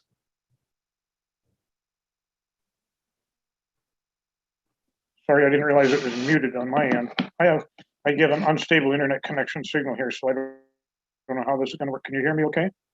Yeah, you're coming in pretty clear right now. Okay. Good. I hope it'll last for 3 minutes. I'm going to address something different from what everybody else is doing, other than to make one quick comment on septic systems and the fact that a lot of people who criticize the potential septic regulation do not understand the reason for an ESER. The ESER is there to determine what's installed in the ground more than anything else, because there are a lot of properties that are older ones in particular within this county that have no records whatsoever on file. And so to assume that they have adequate systems is risky. And so that needs to be addressed. And that's the reason that ESER requirement has been suggested. Now, to go on to what I wanted to talk about is if sub-area caps are the procedure that the county would decide to go with, you need to go about it very differently than what these 7 maps indicate. If you look at regions 6 and 7, with the exception of a cluster around Devil's Lake in Lincoln County, nearly all of them are along 101. And typically they're right on the east side of 101 and essentially in the same neighborhood as other ones that are located on the west side. So the neighborhoods need to be broken down to a much finer scale to evaluate them. And this initial map that came up is easily delineated by roads, but it's practically useless for picking out neighborhoods. You can see the dense clusters of black dots on the ocean side of the highway, and there are extremely dense distributions of STRs within those neighborhoods. So much smaller neighborhoods would have to be pulled out to assess the impact of these things. And to say that 4% is no big deal, in some neighborhoods it's more than 40% STRs, and there it is a big deal. It greatly impacts the livability of those neighborhoods. And then the other aspect connected with that is that the proposed language here that's proposed to go in the ordinance would make the licensing authority in charge of analyzing the neighborhoods and trying to come up with new numbers and caps. And you're asking the clerical staff in the sheriff's department that are running the administrative aspect of the program to go out and make planning and policy recommendations. And they're not trained to do that. I think it would drive them up the wall if you said, okay, now you have to decide what's fair and what will work. That's not their training, it's not their background. You have planners in the county. 30 seconds, Jim. And if they can't do it, okay, if they can't or won't do it, then you need to go outside and hire an outside consulting firm that does land use planning. Doesn't have to be a land use regulation or ordinance, but you need land use planning to determine these things. Otherwise, it's going to be a colossal failure. I'll stop there. Okay, thank you, Jim. All right, we are moving forward. These are our next 4 speakers. They're in this order: John Robinson, Kara Mcginn, Kate Corgan, and Kevin Litchie. Let's start with John Robinson. John Robinson. Hello, can you hear me? Loud and clear. Okay, terrific. I reside in Albany, Oregon. I want to start by saying that I'm not a resident of Lincoln County. However, I do spend a considerable amount of time in Lincoln County recreating. I do not own an STR in Lincoln County. However, I may wish to in the future. I do own property in Lincoln County, and I'm in the process of building long-term workforce rentals in the form of 4 townhomes. I'm a building contractor, so I understand housing, and I'm a proponent of private property rights. Recommendation 1 on occupancy limits seemed reasonable to me. Recommendation 2 on septic systems seemed reasonable to me. Although listening to some testimony given tonight, it has me rethinking my position on those 2 items. Recommendation number 3 on code enforcement has me concerned about the term 3 strikes. Just using that term 3 strikes to me implies a criminal action, usually a felony. Are we saying that an STR guest that plays loud music after 10 p.m. at night is a felon? And the result is that the STR owner receives a strike? This just seems a bit excessive, and I think it's an improper use of the 3 strikes law. Recommendation 4 on the caps on licenses is also problematic for me. I would support alternative 1, which is no caps on the number of STRs. I'm opposed to the alternatives 2 through 4 because setting caps and putting the government in control means allowing the government to pick winners and losers. I believe society functions best with small government. We need to place a value on private property rights. If excessive oversight is used, then what other issues are next? Does the color I paint my house need to be approved by the government? What about the type of trees I plant? Somebody might complain they're allergic to the trees I plant. Then what? To me, this just opens up Pandora's box. The number of things that people can complain about is endless. Opponents of STRs often claim they take away from the housing stock available for local people to buy or rent. A lot of STRs that I see are oceanfront $1 million homes. These homes are out of the reach for most people to buy or rent monthly. STRs allow people to buy these homes and help pay for them while at the same time giving many other people the experience of living at the beach. When opponents complain that STRs take away housing, I never hear any solutions put forward to solve the lack of housing. It's easy to complain, solutions are more difficult. As someone who is currently building rental housing in Lincoln County, if some type of cap were placed on STRs, I would suggest looking at some program to reward those of us that are providing long-term housing by moving us to the top of the STR list or some other type of preferential treatment. I don't have all the answers, and it's just an idea, but it could alleviate some of the shortage of housing in Lincoln County. Thank you very much for your time. All right, thank you, John. Next on our list here is Kara Mcginn. Kara.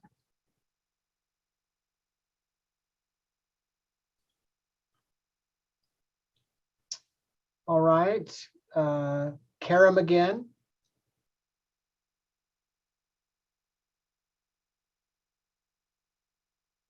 And one last shot here, Kara. Did you have some comments? Okay, moving on to Kate Corgan. Kate Corgan.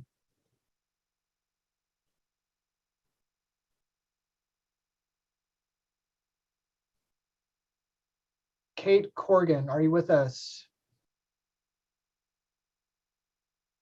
Okay, how about Kevin Litchie? Yes, hello, thank you. Kevin Lickey, I live in Corvallis currently. I'm an STR owner in Sandpiper Village. I actually lived in that home for several years before needing to move to the Valley for family obligations. My family really loves visiting, and the only way we can afford to keep our home is to do short-term rentals. I consider myself a very responsible STR owner. Interview every single group that stays there. Take a lot of pride in not having complaints, being close connection with my neighbors. I'm voicing my concern about the proposals 1 and 2 on limiting occupancy. I invested in my home to be able to accommodate for the current license.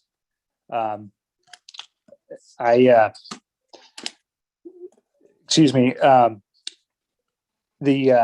I agree with some of the what people have said earlier about the restriction. I have a 3-bedroom home and it's 3,100 square feet. It's designed and furnished to hold up to the allotted 11 people.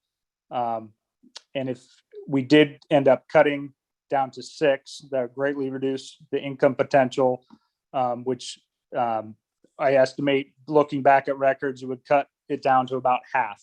So that's half. We would not be able to keep the home, and also that would cut down revenue to the county in half. Spent a lot of time in Lincoln County. My wife and I work there. We're very invested in the county and believe the current program is good to support with the tax revenue. Thank you.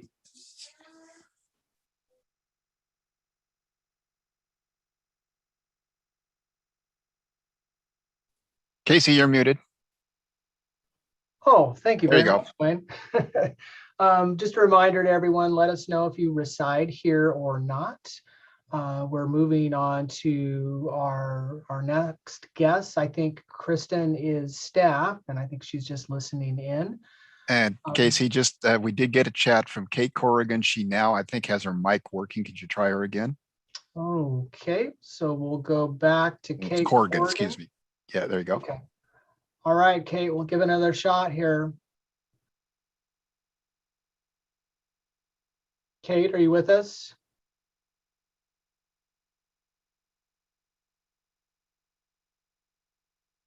Kate, you're free to speak.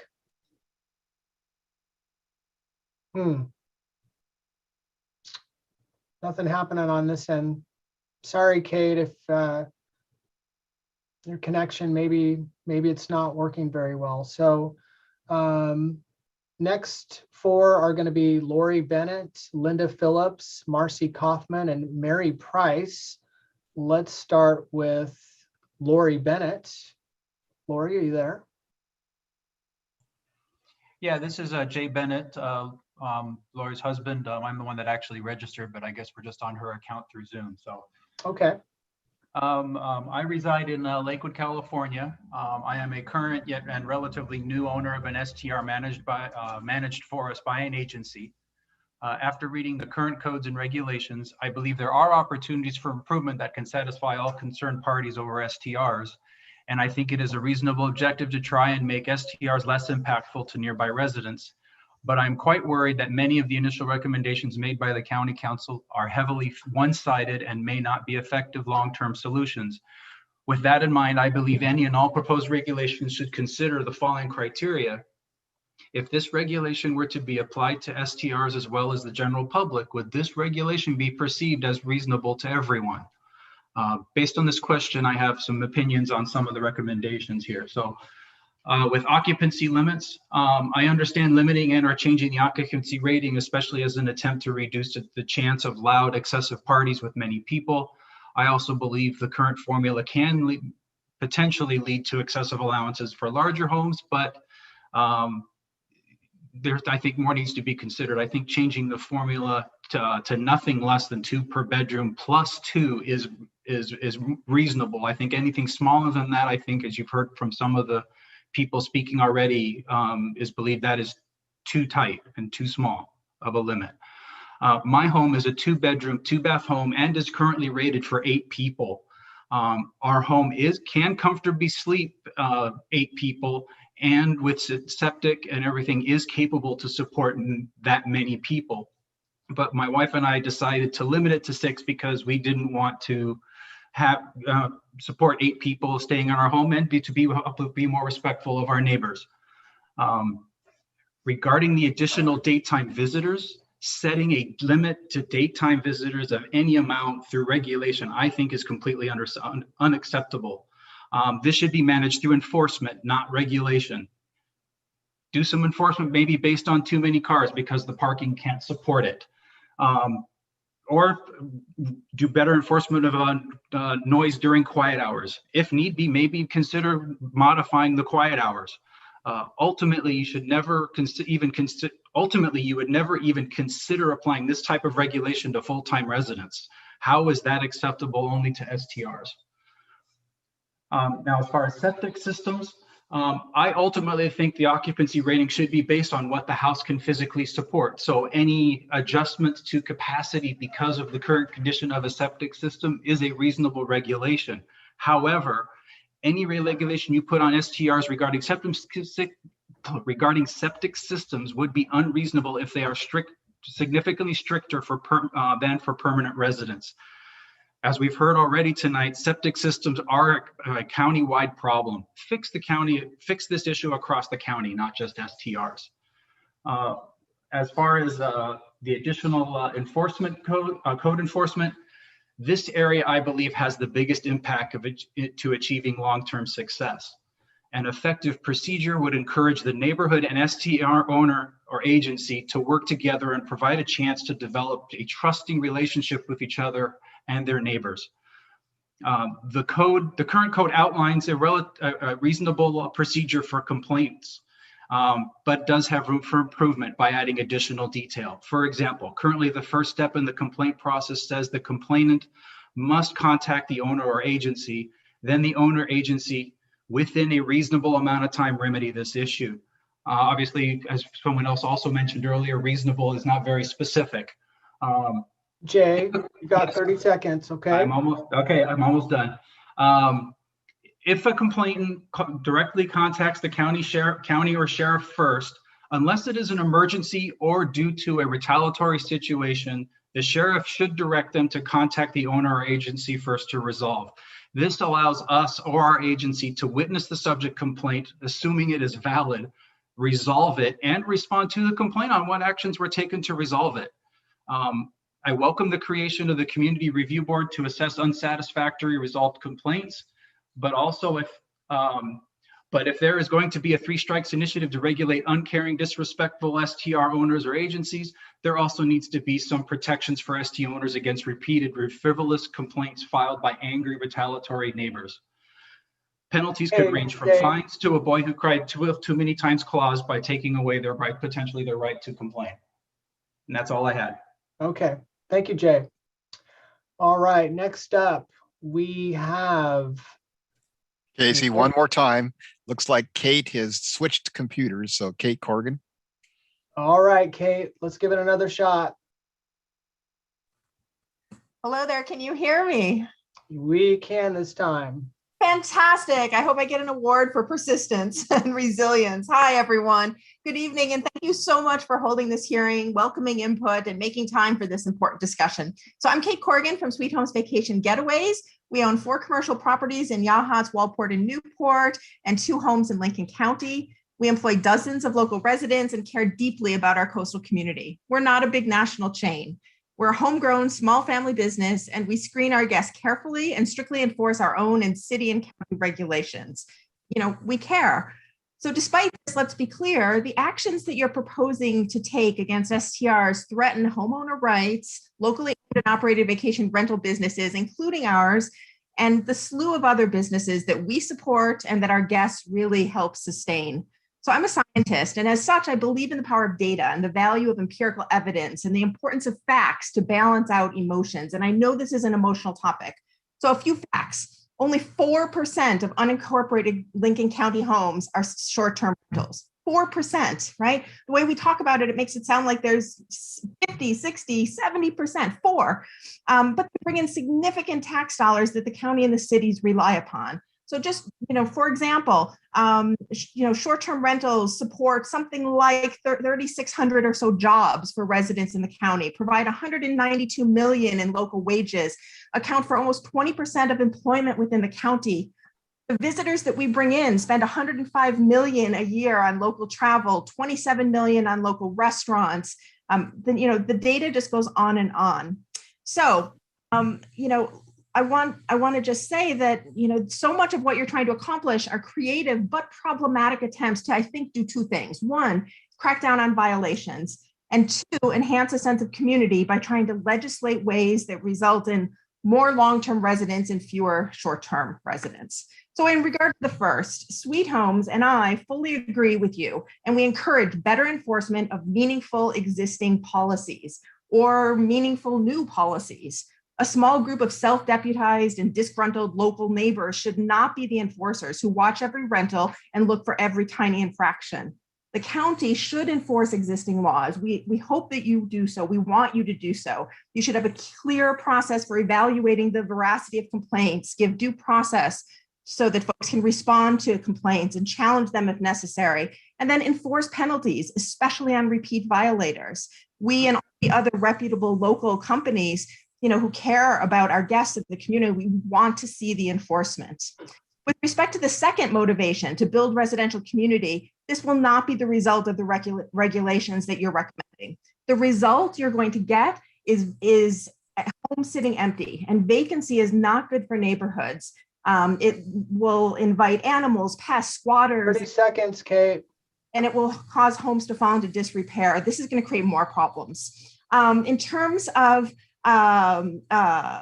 the limitations on guests and visitors, this invites familial discrimination, and that really defies logic, right?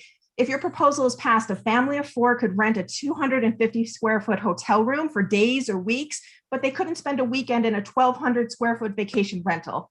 I don't think you mean to do this, right? The proposal you're suggesting likely violates fair housing laws and will result in litigation. A better approach is to limit guests based on the size, the square footage of a home, and maybe not count kids under 5. Limiting daytime guests is very Big Brother-esque, right? We don't allow parties or events. Kate, I'm sorry, we're over.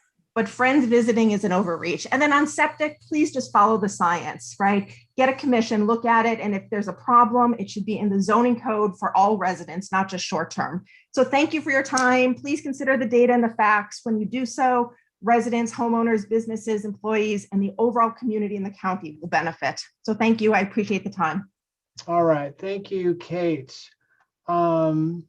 Next, we are to Linda Phillips. Linda, are you there? I think I am. All right. You're coming in loud and clear. Okay, I did not expect to be called, but I guess I'm on the list because I do have a problem with this enforcement of over property rights. The ownership of property involves a bundle of rights, one of which is the right to use it, rent it, lease it, sell it, whatever you want to do. And right now we have a situation in the county where this is unimproved property, but it's the same vacation rental resistance. People who buy a beach lot thinking they'll come down with their trailer on the weekends and hang out. They can't do that here. And my point is, I think that's a violation of the basic right of the owner of the property. The sheriff shows up and tells them to go home, even if it's a self-contained trailer. So the point that Mr. Goodman brought up about property rights, I think it's getting ignored here. It is not the county's property, it is the owner's property. And if you want to take away his right to use it for its highest and best use, I think you have to pay him for it, not tax him for it. And when people don't want to have rentals around them, but they do want to live in a tourist area, there are PUDs, which is subdivisions. The reason PUDs are formed is so that people can get together and not have renters or trailer parks around them. If you're going to move to a tourist place, which Lincoln County is long and skinny for a very good reason. We have a huge, huge attraction out there to the west. And it will always, always be a beach economy and a beach community. And making life unfairly difficult for people who try to use it as a beach house, a beach community, a beach lot is, I think, a usurping of rights that they shouldn't lose unless they willingly give them up, which is what you do when you buy in a PUD with CC&Rs.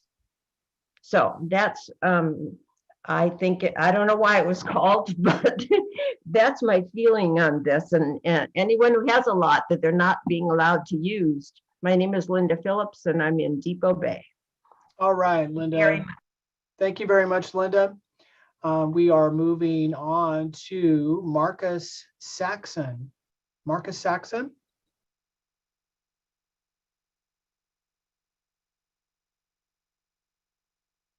And one more time, Marcus Saxon. Okay. Marcy Kaufman. Marcy Kaufman. Hi, can you hear me? Hi, Casey. Yep, I can hear you. Can you turn that down? We have some back feeds here. So I live part-time in Eugene and part-time in Yachats. And I do want to say that I take a little bit of umbrage to why we're asking where you're from. And I'm wondering why we didn't ask the question, are you paying taxes in the county, or some other question? It feels a little like a setting up of a two-tier system, like you're the one with the scarlet letter sign in front of your house, or the other, or the foreigner. And I that was not part of what I wanted to say, but I feel like we keep asking this question and I'm wondering why. That being said, I would suggest that the 3 strikes rule be removed as part of the new code, and that an equitable committee comprised of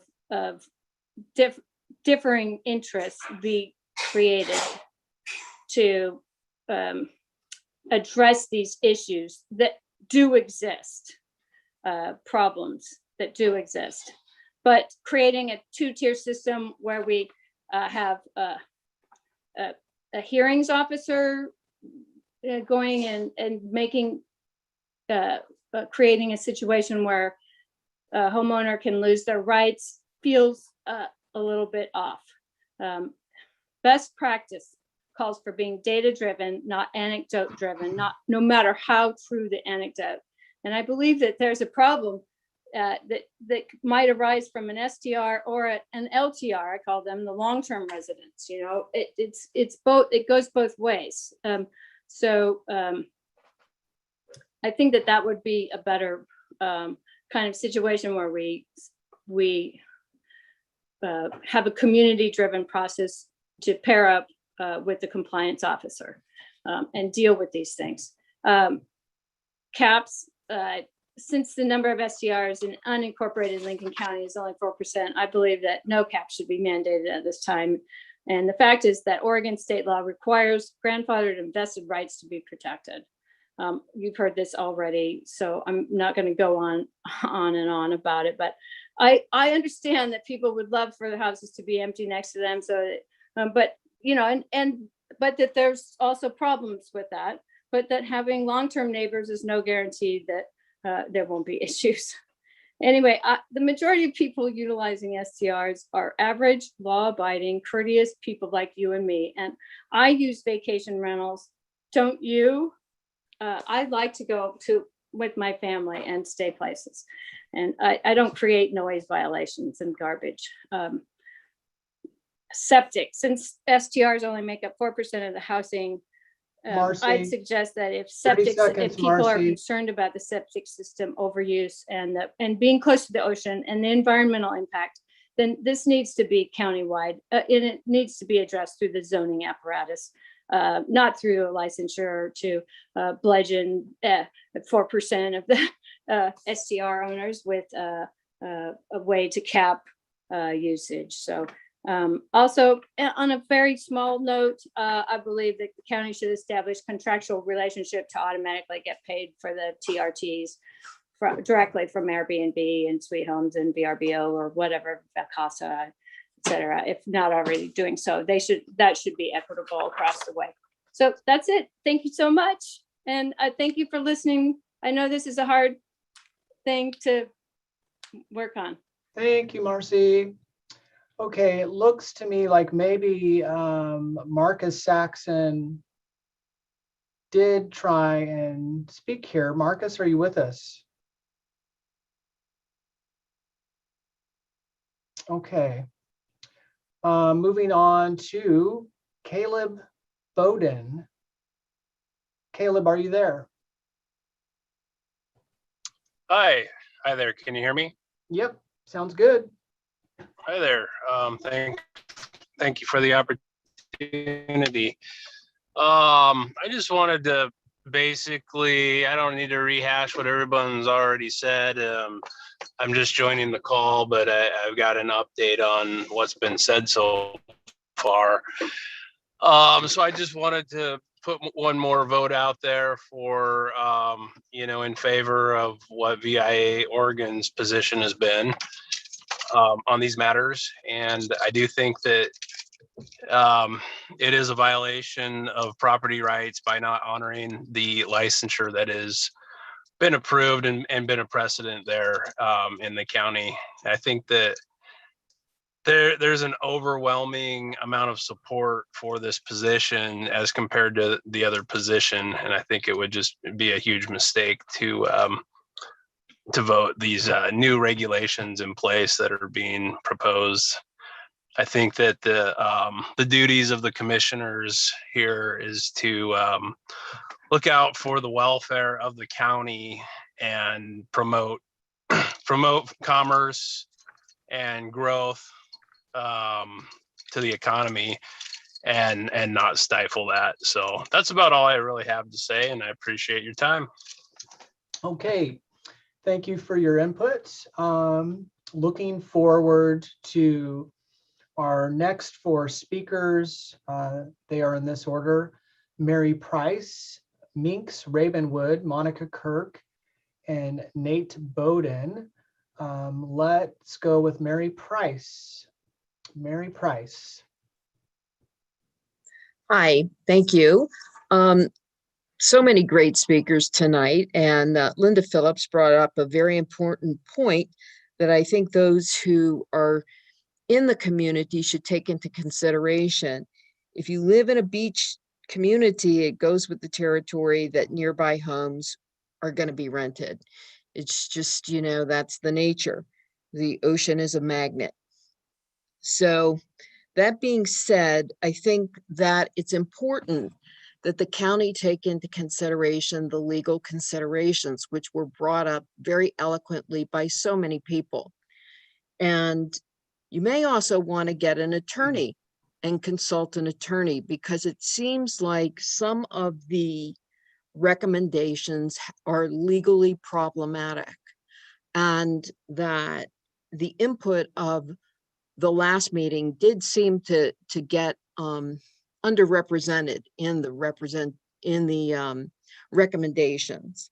So I just wanted to say that, you know, you have to make sure that things take into consideration due process, that they're fair, that you don't get discrimination lawsuits, that you don't get land issues lawsuits, because you're going to end up spending more money on lawyers than on anything if it's not done properly. And limiting daytime visits from guests, what could possibly go wrong? So I think that that's something that you want to take into consideration. And a couple of people brought up some good points. Another gentleman, I believe it was Mr. Everett, but I'm not sure, or Everett.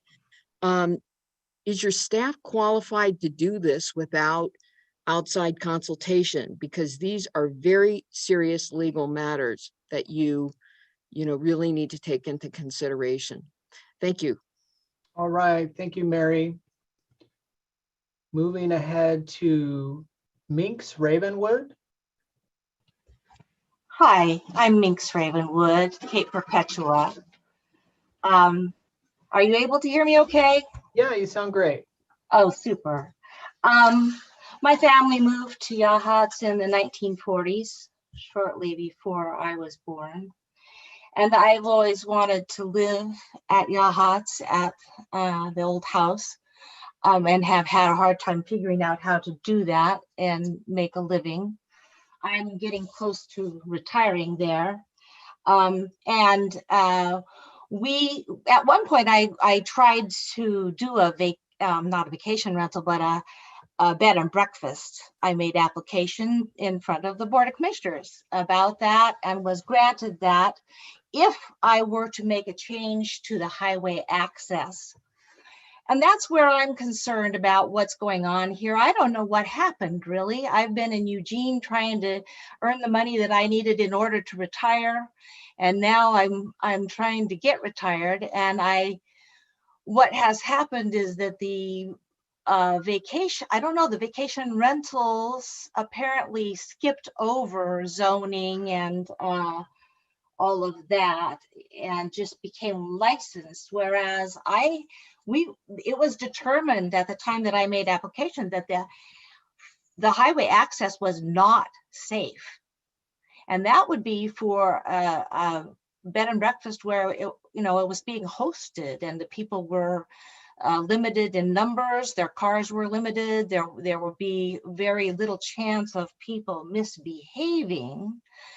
Whereas what has happened is that the house next to mine has become licensed as a vacation rental, and they're allowing very large numbers of people and 3 dogs and cars. There were 5 cars when I was over there last, and they with that many cars on that property, there's not room if there should be emergency vehicles needed for some reason. So it looks like safety was somehow overlooked, because that is a heavier use than the bed and breakfast, which was already vetoed by ODOT. In addition, the people who were opposed my bed and breakfast application, Dr. and Mrs. Wise, who happen to own the property that is now licensed for vacation rental, and where the renters are coming all the time onto my property and trespassing, and their dogs are trespassing, and their dogs are threatening me and my dogs. This property, they have to cross my property to get to theirs. So that's another thing that it looks like the county may have overlooked safety. 30 seconds, Minks. Pardon and me. it looks like they overlooked, easements and whether or not the geography of the property can support that increased traffic. So that's anyway, that's all I have to say at this time. The safety was overlooked. All right, thank you. I'd like to. Okay, moving on, and our next speaker is Monica Kirk.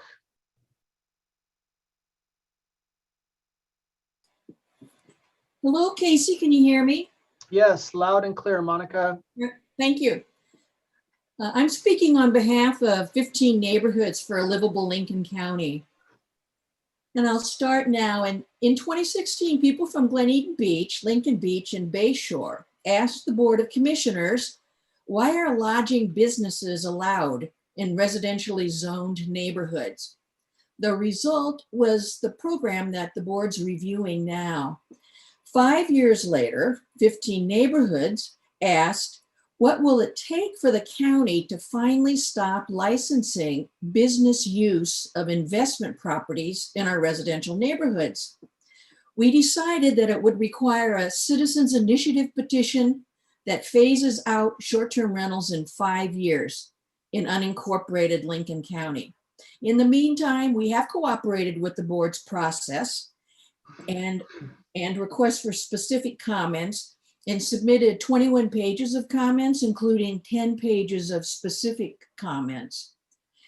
If the board's goal is to return livability to residential neighborhoods, the first step must be to discontinue licensing new STRs until the caps in the sub areas fall below 4%, which is the percentage of short-term rentals in unincorporated Lincoln County as of May 2019.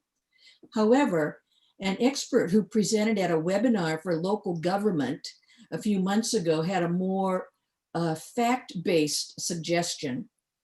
He said that where housing availability is low, around 1%, and housing demand is high, and this is the Lincoln County scenario, he recommended a housing stock of only 0.5% to 1% short-term rentals. That is, he said, unless the elected officials decided they want to make a major change in the local economy. 15 neighborhoods has given the board a more constituent-focused, efficient, and straightforward alternative to reduce STRs. In our model, called the resident owner or the owner occupant model, a short-term rental is the permanent residence of the short-term rental owner. The resident model owner has 2 types of short-term rentals: the home share short-term rental, where you can rent an unlimited number of nights per year, and a whole house short-term rental, where rents would be limited to a certain number to be set by the county. The resident owner model, significantly, is not a land use model. It has been adopted in other Oregon jurisdictions without litigation. It has a gradual phase-in that allows investors who live outside of Lincoln County 30 seconds, Monica. decide whether to sell or to rent long-term. Our model is essentially unassailable. It's an alternative to the board's sub-area caps concept. It is immeasurably better suited to the needs of your constituents who live full-time in residential neighborhoods. Let's keep Lincoln County livable. Thank you very much. Okay, thank you, Monica. And moving on, I may have skipped over somebody here, so I apologize, but John and Gail Gibson. John and Gail Gibson. Can you hear me? Hello. Yes, we can. Okay. One thing that I'm. So, wait a minute, he's got to turn off the other phone. Okay. One thing that I'm concerned about is I'm a registered nurse, and we live in Lincoln Beach, and we've had our property since January of 2000. Over the length of time, we've seen the short-term rentals increase. We have 2 9-bedroom homes just across the street, and then 2 others that are just within 2 or 3 houses. As a registered nurse, and I'm honored and privileged to be working at the COVID clinics. I just put in 2 shifts today, and I just want people to be aware that right now we're in this terrible pandemic, and you can just about tell when the short-term rentals are full, that the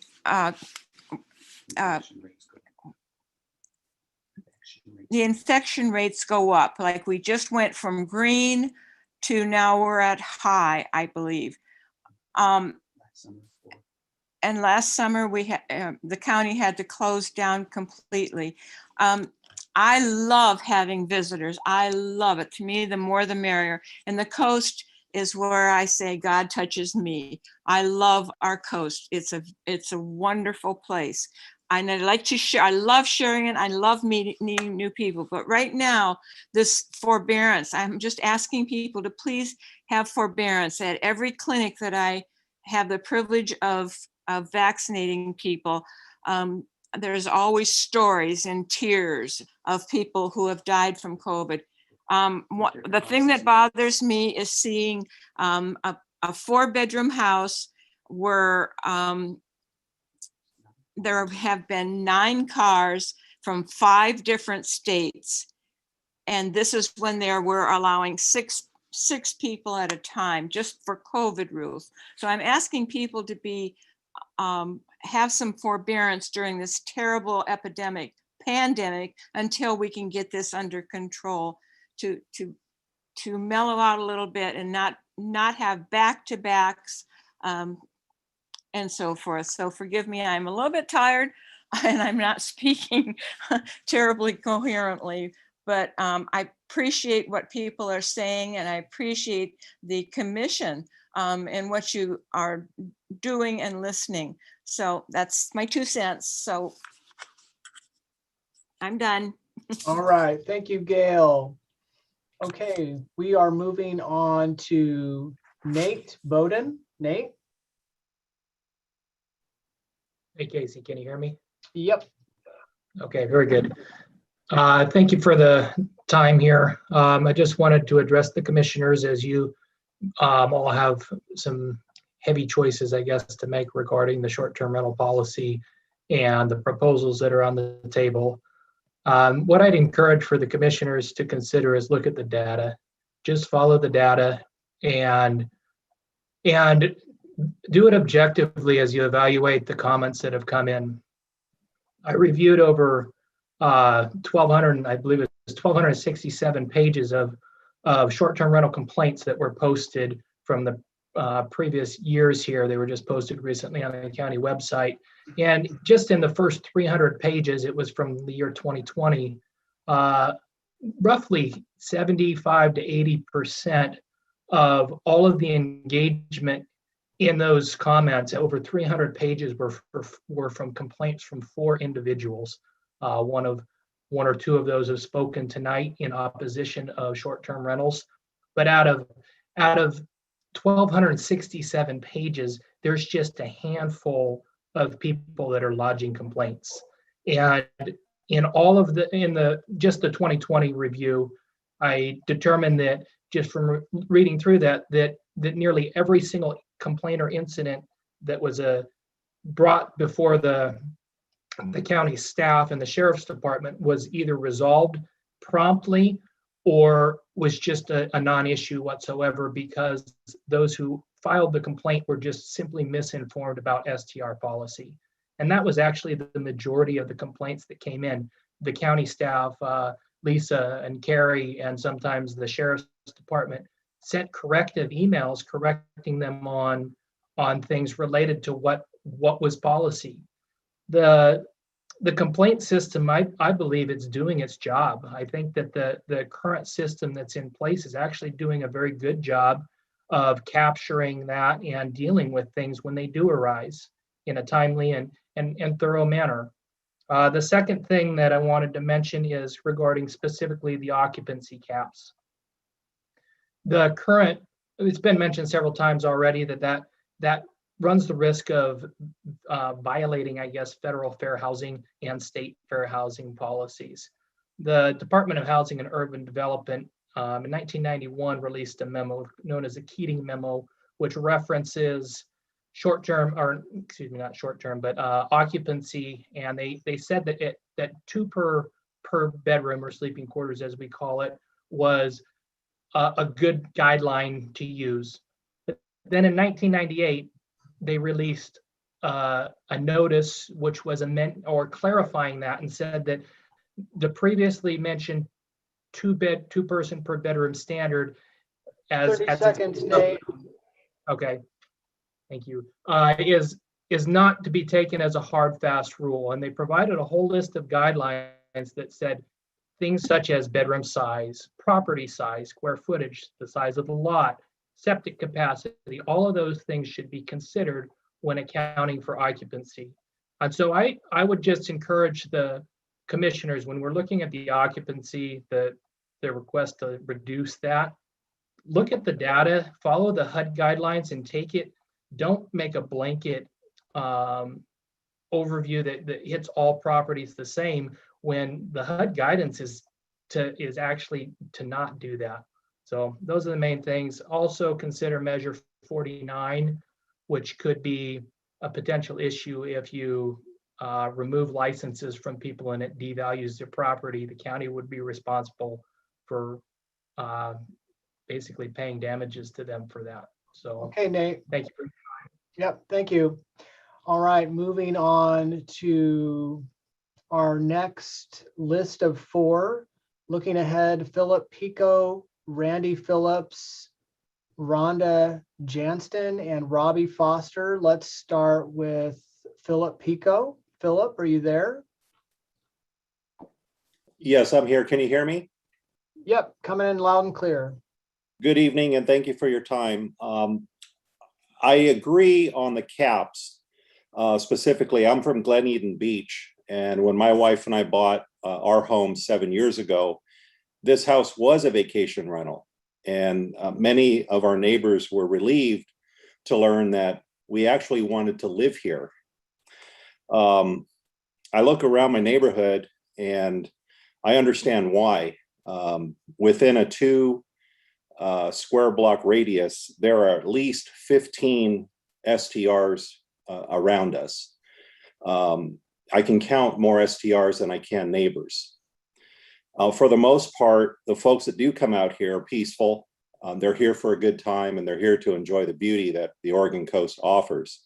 However, there are some, specifically around the 4th of July, who actually come here and, shoot off illegal fireworks. My point here is, the reporting system. I believe the 2-step process that we have can be fine-tuned a little bit. Right now, the complaint process is to call a hotline, and if your complaint is not resolved, then to call the non-emergency dispatch center. I believe a porthole of some sort within the sheriff's website would be very helpful to the complainants, so that we can report these incidences in a more efficient manner. Also, the reports do need to be substantiated. I agree with Nate. He said earlier, many of the complaints were made by just 2 or 3 people. And that really, overburdens the sheriff's department, greatly, when you have so many complaints that, can be unsubstantiated. So I do believe there needs to be some checks and balances with the reporting system. It should not be abused, but it does definitely need to be fine-tuned in some way. And that's all the points that I wanted to bring up. Thank you. Okay, thank you, Philip. Moving ahead to our next in line, Randy Phillips. Are you with us, Randy?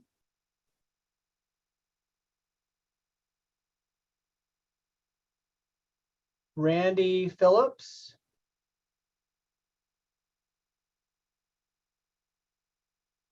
Okay. Next we have Rhonda Janston. Rhonda?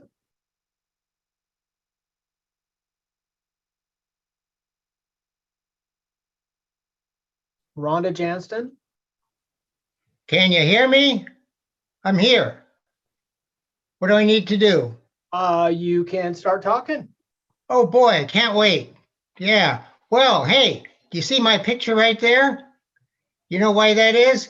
Because I have a radio show on KYQ. It's a volunteer radio show called Rhonda's Rainbow Room. And there you see, that's me. But I'm going to get into the subject. By the way, Katie Jacobson, Claire Hall, and Doug Hunt already have my comments in numerous number of ways. So I'll just start out at the very basics. In 1999, my spouse and I moved here from Colorado without jobs. We had to get jobs here, but we had to buy an affordable house. We bought an affordable house because houses were affordable then. And we've been here all those 21 years. Well, since then, not only vacation rentals, but extreme overvaluation of property here has made anybody that's on a living wage unaffordable. They can't live here. They can't buy here. Yeah. So what we have now is today, I'm looking out my back window and my front window of our house. First of all, our back windows, the view is soon to be blocked by a huge monster house. And from the front window and the back window, I can see 8 vacation rental homes. 4 of those are being constructed right now. Well, this sand spit here that I live on, there was nothing here to begin with, but when old Pat Boone decided that he wanted to get a beach built here, they pushed out sand and it became this artificial sand spit. Now, I know there's more to Bayshore than just artificial sand spit, but my point is this.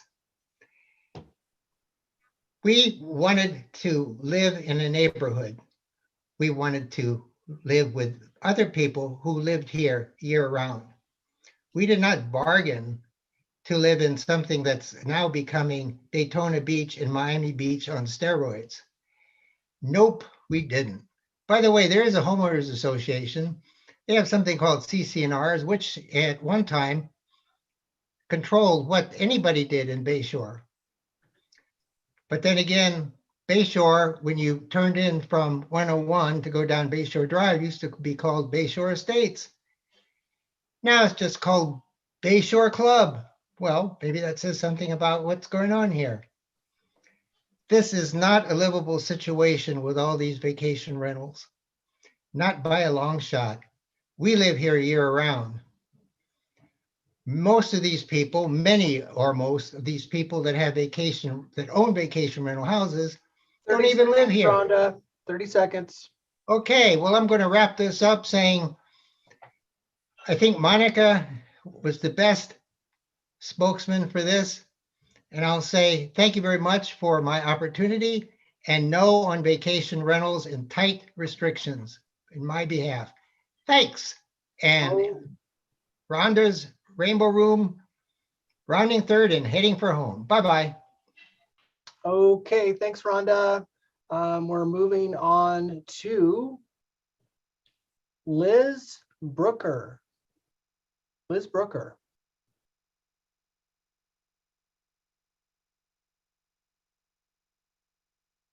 Liz Brooker. Okay. How about Robbie Foster? Yes, I'm here. Can you hear me? Yep, loud and clear. Okay, great. Well, I have owned 3 homes in Lincoln County over the past over 10 years. Our first property that we purchased, love, Lincoln County. That's where we bought a place in Siletz. Had an HOA that we were not allowed to do short-term rentals in, and that was fine because we just loved going out there so much. But we fell in love with the community, and so we bought a place on Devil's Lake. We took a home that was pretty dilapidated, and we put hundreds of thousands of dollars into the community by upgrading local contractors, local materials purchased, and we just love our house on Devil's Lake. It's a rental that's called Laurel Haven. It's managed by Meredith Lodging, and we live in Portland. And then after that, I bought a place in Niatsu, a smaller place, and we put over 100,000 into that, local vendors and local contractors as well. When I purchased our big house on Devil's Lake, it's over about 5,500 square feet. I called the county and doing my due diligence because I wanted to make sure that that we could rent it, because I couldn't have empty homes and not be able to pay for them. Our property taxes are incredible on our property on Devil's Lake. And we were assured that there was no regulation at the time. We've gone through the regulating of the unincorporated area and the lowering of capacities. When we first started out, we had 26 capacity, but we have almost an acre of property off street parking. I think we've got like 12 or 14 spots. Anyways, it was lowered to 22, and then it was dropped to 11 in a 5,500 square foot home. And that was because they wanted to, or because you guys regulated that according to septic systems. We had to spend the money and have both of our septics certified. I had to sell the place in Niatsu because I couldn't afford to upgrade both septic systems, because the one in the house in Niatsu got shut down. By the way, that house I'd looked at for sale probably 15 years ago. That house it was dilapidated for the last 15 years, and then we turned it into something wonderful in that community, just a beautiful little place. We had to sell it because I couldn't put the money into the septics. I've spent Robbie, tens of thousands. 30 seconds. Okay, I upgraded the septic system at Laurel Haven, put in an aerating system and another septic tank. By the way, the septic tank that was in it when I purchased was brand new, but I had to upgrade that to the tune of over $20,000, and a system that requires annual maintenance. And I lost all the money that I spent on on the licensing for the house in Niatsu. I have 9 kids. And that's 11 of us under, the proposed regulation. Robbie, we're over time. I'm sorry. Okay, but I couldn't even use my own property. That's all I'm saying. I couldn't even use my own property. And I think it's unfair to regulate this to the degree that you're proposing. Okay. Thank you, Robbie. All right, our next speaker, Robert Hertert. Robert Hertert.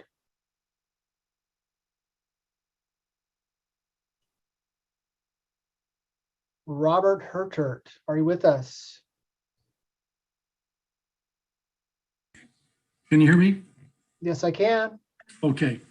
Good evening. My name is Robert Hertert. My wife and I own a vacation rental at 9180 Seagull Way in Seal Rock. We live in Portland, and in the last 13 years, we've never had one complaint about our beach rental. I'm going to discuss occupancy limits first and then public health. The proposed reduction to occupancy produces drops from 42 to 70% depending on the house size. These are large reductions and the impact is not equal. And I have three recommendations. Number one, the rationale for the reduction should be made clear and not be complicated by public health issues.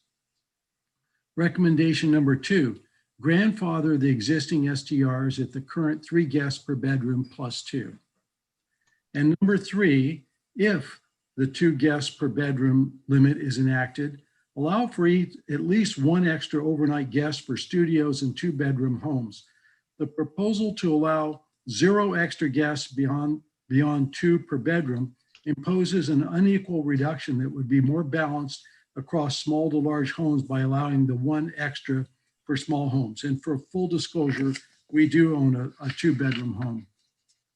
Now moving to public health. Septic system capacity and performance are obviously necessary for public health. If a system was permitted for a certain number of bedrooms and performs correctly, there would seem to be no more impact on public health due to the home being used as an STR, given that occupancy limits are in place. Is a focus on these systems really about public health, or is a focus an alternate effort for reducing occupancy? The county sanitarian would likely be the official who could best recommend what sequence of testing makes sense for the county. If STRs are determined to be at the top of the list, then by all means test, but have a solid basis for the decision. The same goes with residences and long-term rentals in the county. If occupancy is not being limited, these houses may pose an even higher risk for public health and may be more important to be tested first or in addition to STRs. And if a revised occupancy of 2 guests per bedroom plus 0 is implemented, that's a 50% reduction in occupancy for a 2-bedroom home, 70% for a studio. It seems unreasonable to pursue the intensity of ESER and annual inspections if these highly restrictive occupancy limits are put in place. So I have 3 recommendations and I'll finish. Number 1, occupancy should be dealt with as an independent objective, separate from public health. Number 2, the county should justify whether there is a higher public health risk from occupancy limited STR sanitation systems as compared with other residential and long-term rental properties. And finally, recommendation number 3, reduced occupancy STRs should not be required to have ESERs every 4th year. The county sanitarian should determine whether annual inspections make sense. Thank you very much for your time. Okay, thank you, Robert. Okay, now we're up to Jamie Michelle. Jamie, are you here?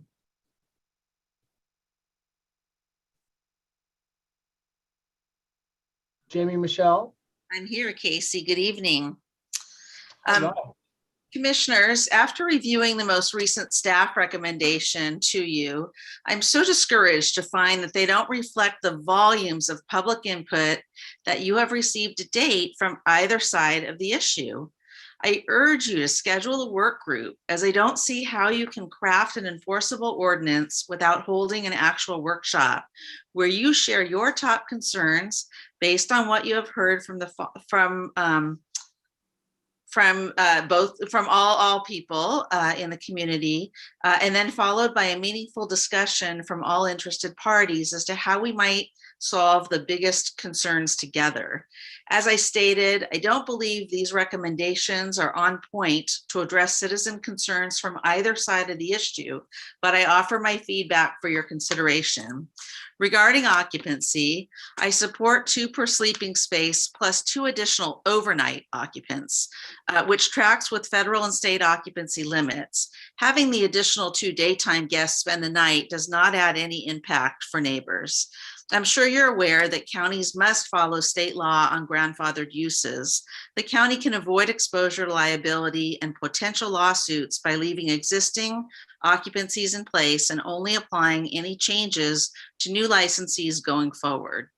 Regarding septic systems, I believe that the county is overreaching with its current septic proposal, which would require an onerous process that will be costly to Lincoln County taxpayers and not achieve any additional measurable results. Very important point here, if the county has legitimate health or safety concerns about occupancy and septic, this should apply to all residences countywide, and I know you'll agree with me that it does belong in the zoning code. Existing short-term rentals should be grandfathered in and exempt from any new proposed requirements. They have already addressed septic requirements during their initial licensing process. It is more likely that a short-term rental will make immediate septic repairs if needed, as they cannot host guests without a working septic system. Regarding code enforcement, your proposed change establishing a process to determine if a violation of the short-term rental code has occurred has some merit. Another avenue leading to a similar solution would be to amend the ordinance to establish neighbor mediation. Neighborhood mediations are prepared to get to the root of the issue, which is usually not about the occupants, but is about respect, communication, and feeling heard. Mediation programs are common in any community and preserve law enforcement resources for actual threats rather than nuisance and behavioral issues. The same mediation program would help with repeated frivolous neighbor complaints. Once again, the point you are missing is that you must provide compliance officer presence, particularly on evenings, weekends, and holidays, including an officer that could just be in Bayshore on the 4th of July. So neighbors with concerns who are not receiving relief and assistance by calling the homeowner or property manager can receive immediate help from law enforcement. It's not seconds, Jamie. It's not enough to have ordinances on the books for noise, garbage, et cetera, if the county does not have an effective compliance system in place. There's no need for caps. No other county has done this. Wayne Belmont stated in his 5/29/19 memo to the board that no other counties have imposed caps on licenses. There are no examples of traditional tourist destination, rural areas enacting caps. Again, I want to remind you about grandfathered rights when we're looking at changing this ordinance. And thank you so much for your time this evening. Okay, is Ron Graves available? Thank you, Jamie. I am. All right. Okay, so I am not an STR owner. I have 2 long-term rentals, and I believe the best way to increase workforce housing in Lincoln County would be to change zoning and allow further development of granny quarters and other above garage and in shop type of apartments. And I know that if those restrictions were lifted, that I would definitely develop more spaces and more apartments, or maybe build a duplex on a piece of land that I own in Depot Bay. So regarding occupancy and short-term rentals, I do not see the need to change the occupancy limits. Consider that it only takes one person that is a bad actor in a neighborhood to disrupt the entire neighborhood. That neighbor doesn't have to be a short-term rental. It could be a long-term rental, or even a homeowner with a leaf blower at 8 o'clock in the morning. And I can tell you that one thing about short-term rentals is all the lawn care and all the leaf blowing happens between 11 and 4 p.m. So I think that when you're complaining about your neighbor that's a short-term rental, you also have to consider what your neighbor that's a long-term may be like. With regards to septic systems, if the county has legitimate health or safety concerns about occupancy in septic, this should apply to all residences countywide, and it's a zoning issue. As far as the 3 strikes in code enforcement, I'm fine with the concept as long as there's a mediation process to make sure that fairness is observed in all cases and everybody gets to be, have their voice heard. As far as caps on licenses, I feel strongly that capping the number of licenses unfairly restricts access to the dream of owning a home for your family on the Oregon coast. And you should not govern away people's rights to have a dream of owning a vacation property here or using their property in any way that they see fit.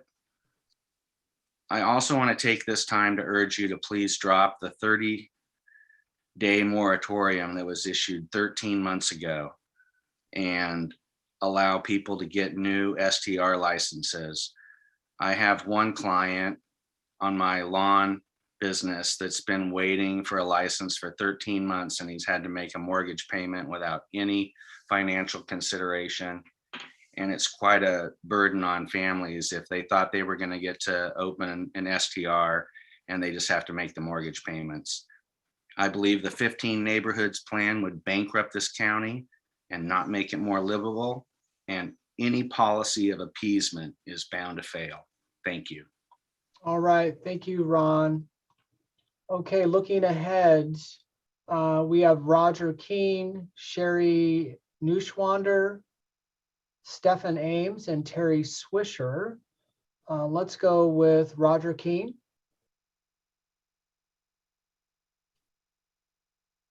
Roger Keene. Can you hear me? Yeah, very well. Okay, great. This is new to me. Thank you for having me. I'm a resident of Sandpiper Village, been here since 2010. Of the recommendations, I'm going to focus on the caps. I support the caps and the eventual phase out of STRs in residential neighborhoods, or if not a phase out, then a maximum of 1%. And so, why? Well, I've got 4 reasons why. The first one, it will curb outside investors from acquiring as many residential homes and vacant lots to increase their STR pool. As a matter of fact, La Casa just bought a lot in Sandpiper and built a home on it to use as an STR. Not a very good thing for the residents. They're not very happy. Number 2, it will help curb STR owners using neighborhoods to grow and or augment their income. Number 3, I've been a board member here in Sandpiper. This is my second 3-year term. And the effect of the STRs has been a reduction in volunteers to serve on the board, committees, and the road district. The result for the past 3 elections is that we have had no volunteers whatsoever. So the people that are serving are repeat servers. The result is that the board is considering a management company to take over, or worse, dissolving the HOA. That's the effect of an STR. Number 4, those who own STRs want to enjoy their coast or enjoy the coast in their home. But what about me and my family as I want to enjoy my home in my coast view and area? I want to enjoy my neighbors. I want to share with them. I want to create friendships. I want to help each other. We have done that. And we have quite a few people that just enjoy helping each other. We've had a death in the neighborhood. We've come to that person's neighbor's aid. We've helped them. You wouldn't believe how many people have come out of the woodwork to help this couple who lost their husband. People come and go with STRs. There is no opportunity to create friendships, help each other, share. Bayshore is a disaster as it's directly next to Sandpiper. So for those STR owners, don't you enjoy your neighborhood? Develop friendships, help each other, contribute to your neighborhood, volunteer in your neighborhood. I care about my neighborhood. So why do you think it's okay for you to come to my neighborhood and destroy its fabric? STR owners need to stop thinking of what is good for them and the justifications they use for that position and start thinking about why residents don't want them in their neighborhoods. I live here and I vote here. Please consider those that live here full-time, not transients, and their cries for relief from this cancer called STRs as you weigh the input you've heard tonight. And I support Monica Kirk and I support Rhonda, who spoke earlier from Bayshore. Thank you. Okay, thank you, Roger. Moving on, we have Sherry Neuschwander. Sherry, are you with us?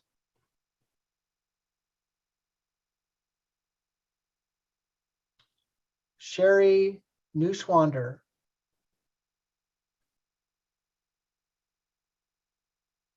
Okay, how about Stephen Ames? Yes, this is Stephen Ames. Stephen Ames. Yes. Yeah, it's spelled like Stephen, but it's Stephen. I'm a STR owner since 1996. My house in Bayshore has been an STR since 1979 when it was built. People don't realize that STRs helped, Bayshore float when everyone was, was destitute in the 70s and 90s and 80s. And so STRs are an important part of the economy, and sometime in the future, people will still be needing to rely on people who come from outside the county to bring in money. Lincoln County is a tourist destination. STRs are useful. I do understand the need to make some caps, but there are risks with that in the future. People who have STRs keep up their homes. I think that the septic system issue is not an issue with STRs at all. It's just another way of trying to manage STRs. I think the government is trying to do all they can legally do with just staying beyond being illegal in doing essentially land use planning. They don't have people who can do that appropriately. The majority of people who are outside the county do own the STRs. That's true, but we bring in money. We've helped the economy through hard times. Right now, it's sort of good times for the county. And so, I think there's an absolute implicit bias.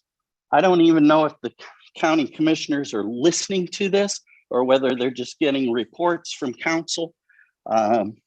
The irony is the rules have pushed us towards short-term rentals becoming full business mode, having to look at, having my house rented all the time so I can continue to afford it. I don't need extra costs with the inspections. There's no cost put on how much it's going to cost for these septic system evaluations. I think that, who are you trying to manage? Actually, you should be managing the people who are breaking the rules, who are the renters. You should have, appropriate parking fees and then charge those people. If that's fireworks, then they need to be paying the fines. The STR owners, we're not there. You're right. We're not there to manage it, but I'm not there to babysit people. That's the business of our sheriff's department, is to take care of people who break the law. I also don't want any further reduction in the number of people who can use my home. I also am quite incensed that, I have, if I'm there and I can't have friends over, it's just not America. So I think it's a farce. I think it creates a lot of anxiety.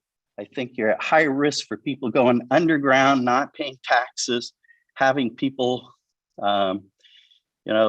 just Stephen, we're over doing things time. cash basis. Okay, thank you. All right, thank you. All right, next up, we have Terry Swisher. Terry Swisher. Can you hear me? Yes, loud and clear. Well, thank you first for allowing me this opportunity to speak to you and the commissioners and the other people on this issue. I have to say, I really agreed with what the speaker, Roger, said earlier in the context that my wife and I purchased our home in Depot Bay about 3 years ago as our retirement home. And it's a wonderful little neighborhood. We spent a little over 4 years looking for property on the beach that we really wanted to retire on and make it our home base for retirement and enjoy the rest of our life. And we moved to this small neighborhood, about 60 homes, and we really got to know a lot of our neighbors. And that is what we were looking for in our home in Lincoln County, was our neighborhood. And when you talk about compliance, I don't think there's any better compliance than having a neighbor in a small neighborhood. They're really able to keep track of what's going on around your house. They're really better than calling the police every time somebody's having a party or something else, keeping track of what's really happening. And I rely on my neighbors, and I rely on them for a lot of things. I rely on them for keeping me informed, watching my property, and just my general welfare and well-being. And all I can say is with all of these regulations, this and that, and I don't blame people for wanting to rent their property out. And I think we have some good people that rent property out and are attentive to their properties. But in our neighborhood, I can say we have about 10% right now. And there has to be a limit, because if you don't limit these STRs, eventually you're going to take away my neighborhood. And in conclusion, I would say, please don't take away my neighborhood. Thank you. All right, thank you, Terry. Next, we have Liz Brooker. Liz Brooker, are you there?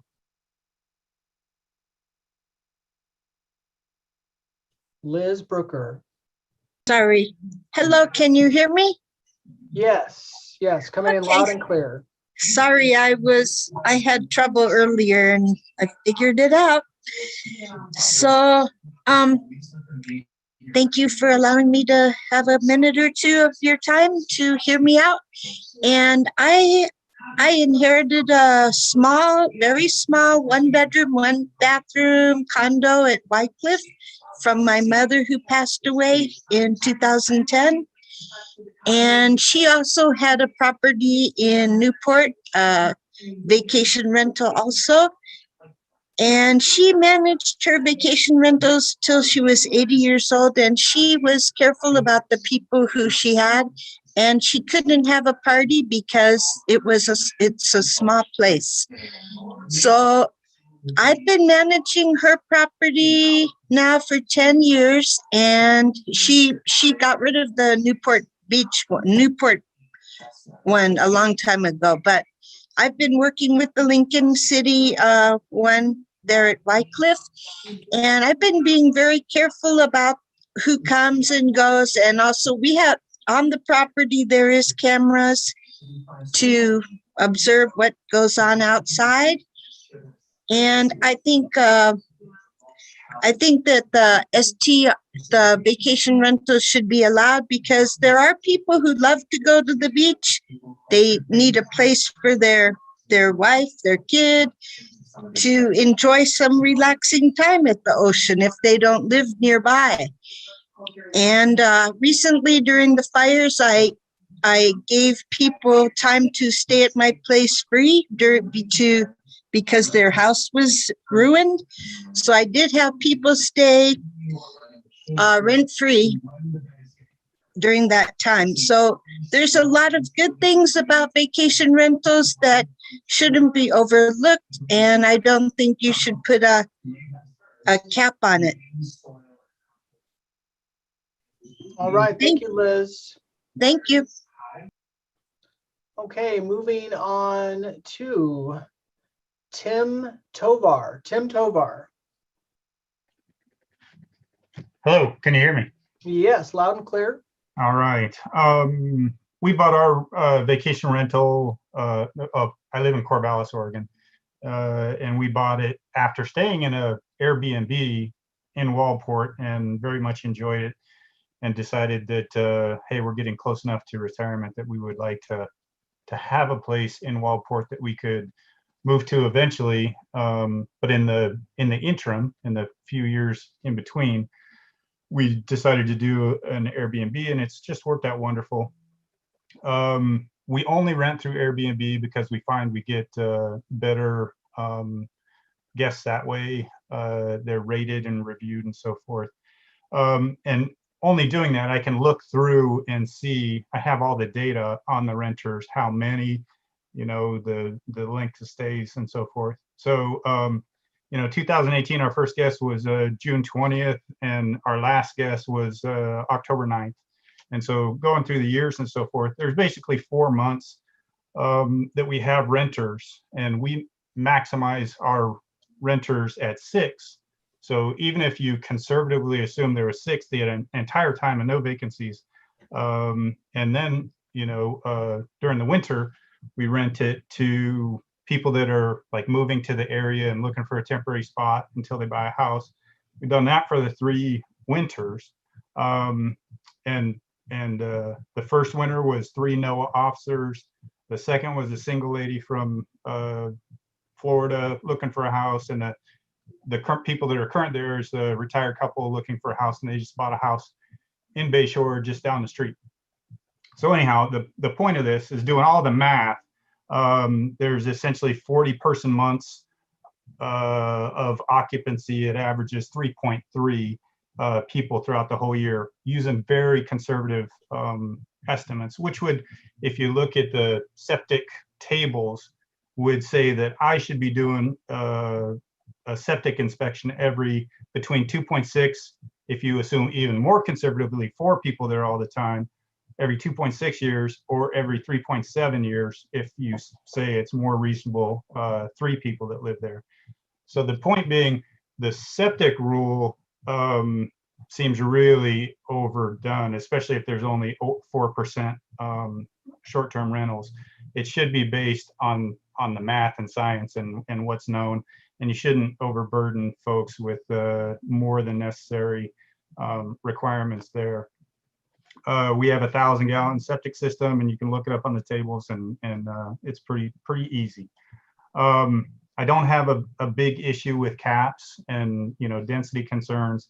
30 seconds, Tim. Sure, if I lived there, that wouldn't bother me so much. I mean, that may be something. The complaints, we've had somebody in the neighborhood that just seems to have it out for short-term rental folks, and we are very, very good at being considerate neighbors. I would, Grace mentioned this, I would make it a requirement that people have the large garbage can and get the valet service so that their garbage can be taken care of. Renters do generate a lot of garbage with takeout and crabbing and stuff like that. That's all I got. Thank you. Okay, Tim, thank you. Our next speaker, Vince Ovest. Vince Ovest.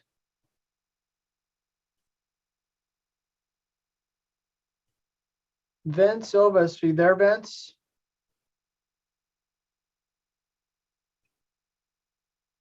Okay, how about Wolf Lang? Are you with us, Wolf Lang? Okay, can you hear me? Yes. Okay, sorry for your system.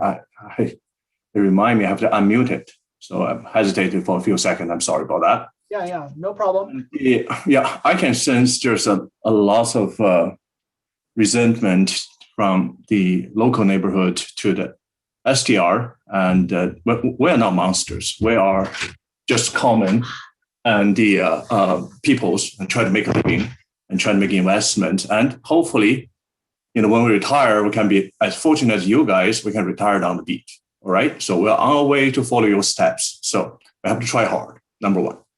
And to make a point is that for my own personal experience, that in comparison to some of the residents and living on the beach, I think we're doing pretty good and try to do even better.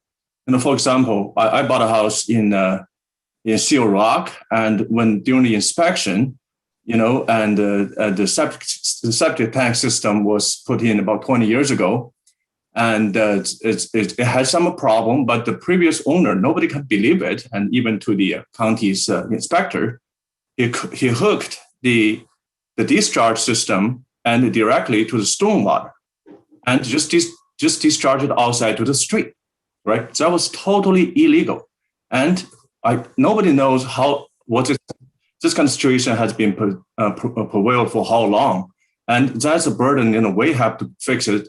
We spend about $25,000 put in the advanced treatment system. So we're trying. We try to be a good citizen, and we put in the money and the effort and try to comply with the laws. And another point I want to make is that we have hearts too. Okay, we're not just try to go there, make money, and wave the coastal community off. There are lots of number of people are talking about how much money the short-term rental has generated in the local business. Just from my own personal experience, last year when the pandemic hit in late March and April, my handyman called me to say, "Hey, I have no work. I need some work. I need some cash."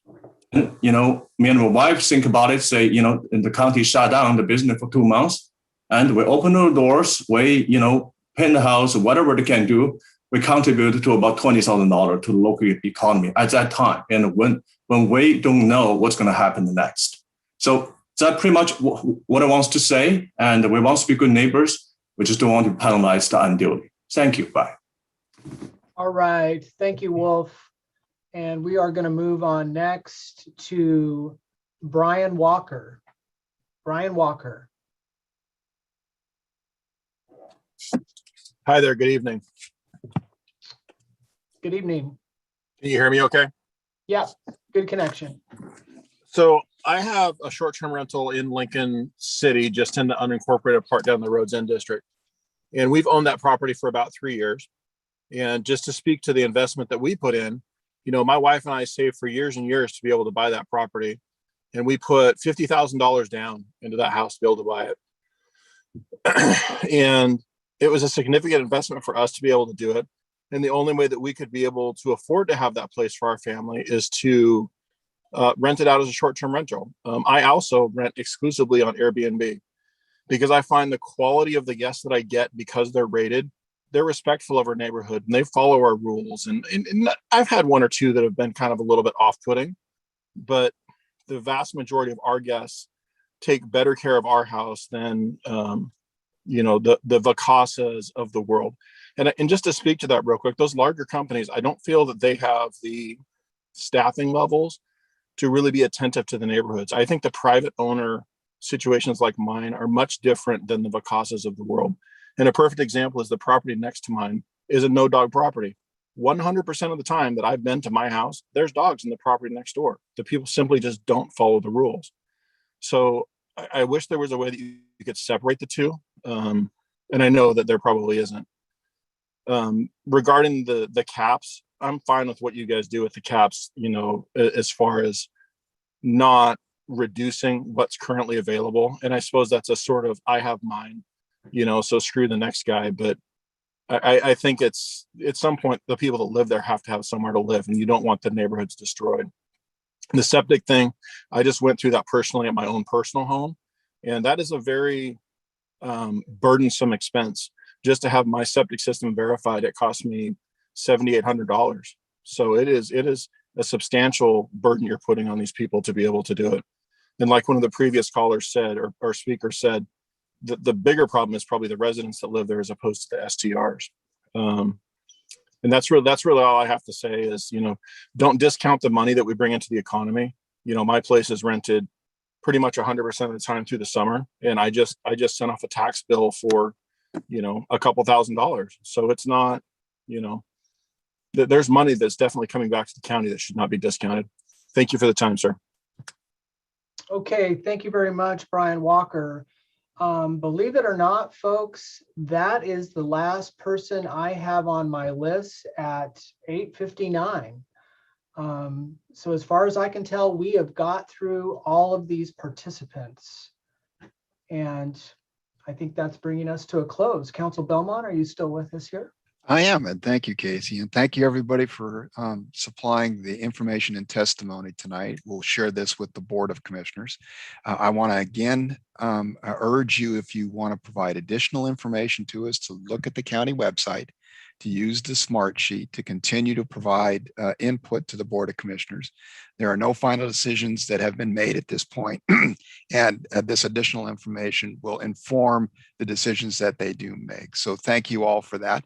And I want to point out again that all the information that is provided, including a copy of this recording of this meeting, is available on that website for anybody who wants to review that further. So with that, I'd like to say thank you to everybody for your time. And good night. Good night, everyone.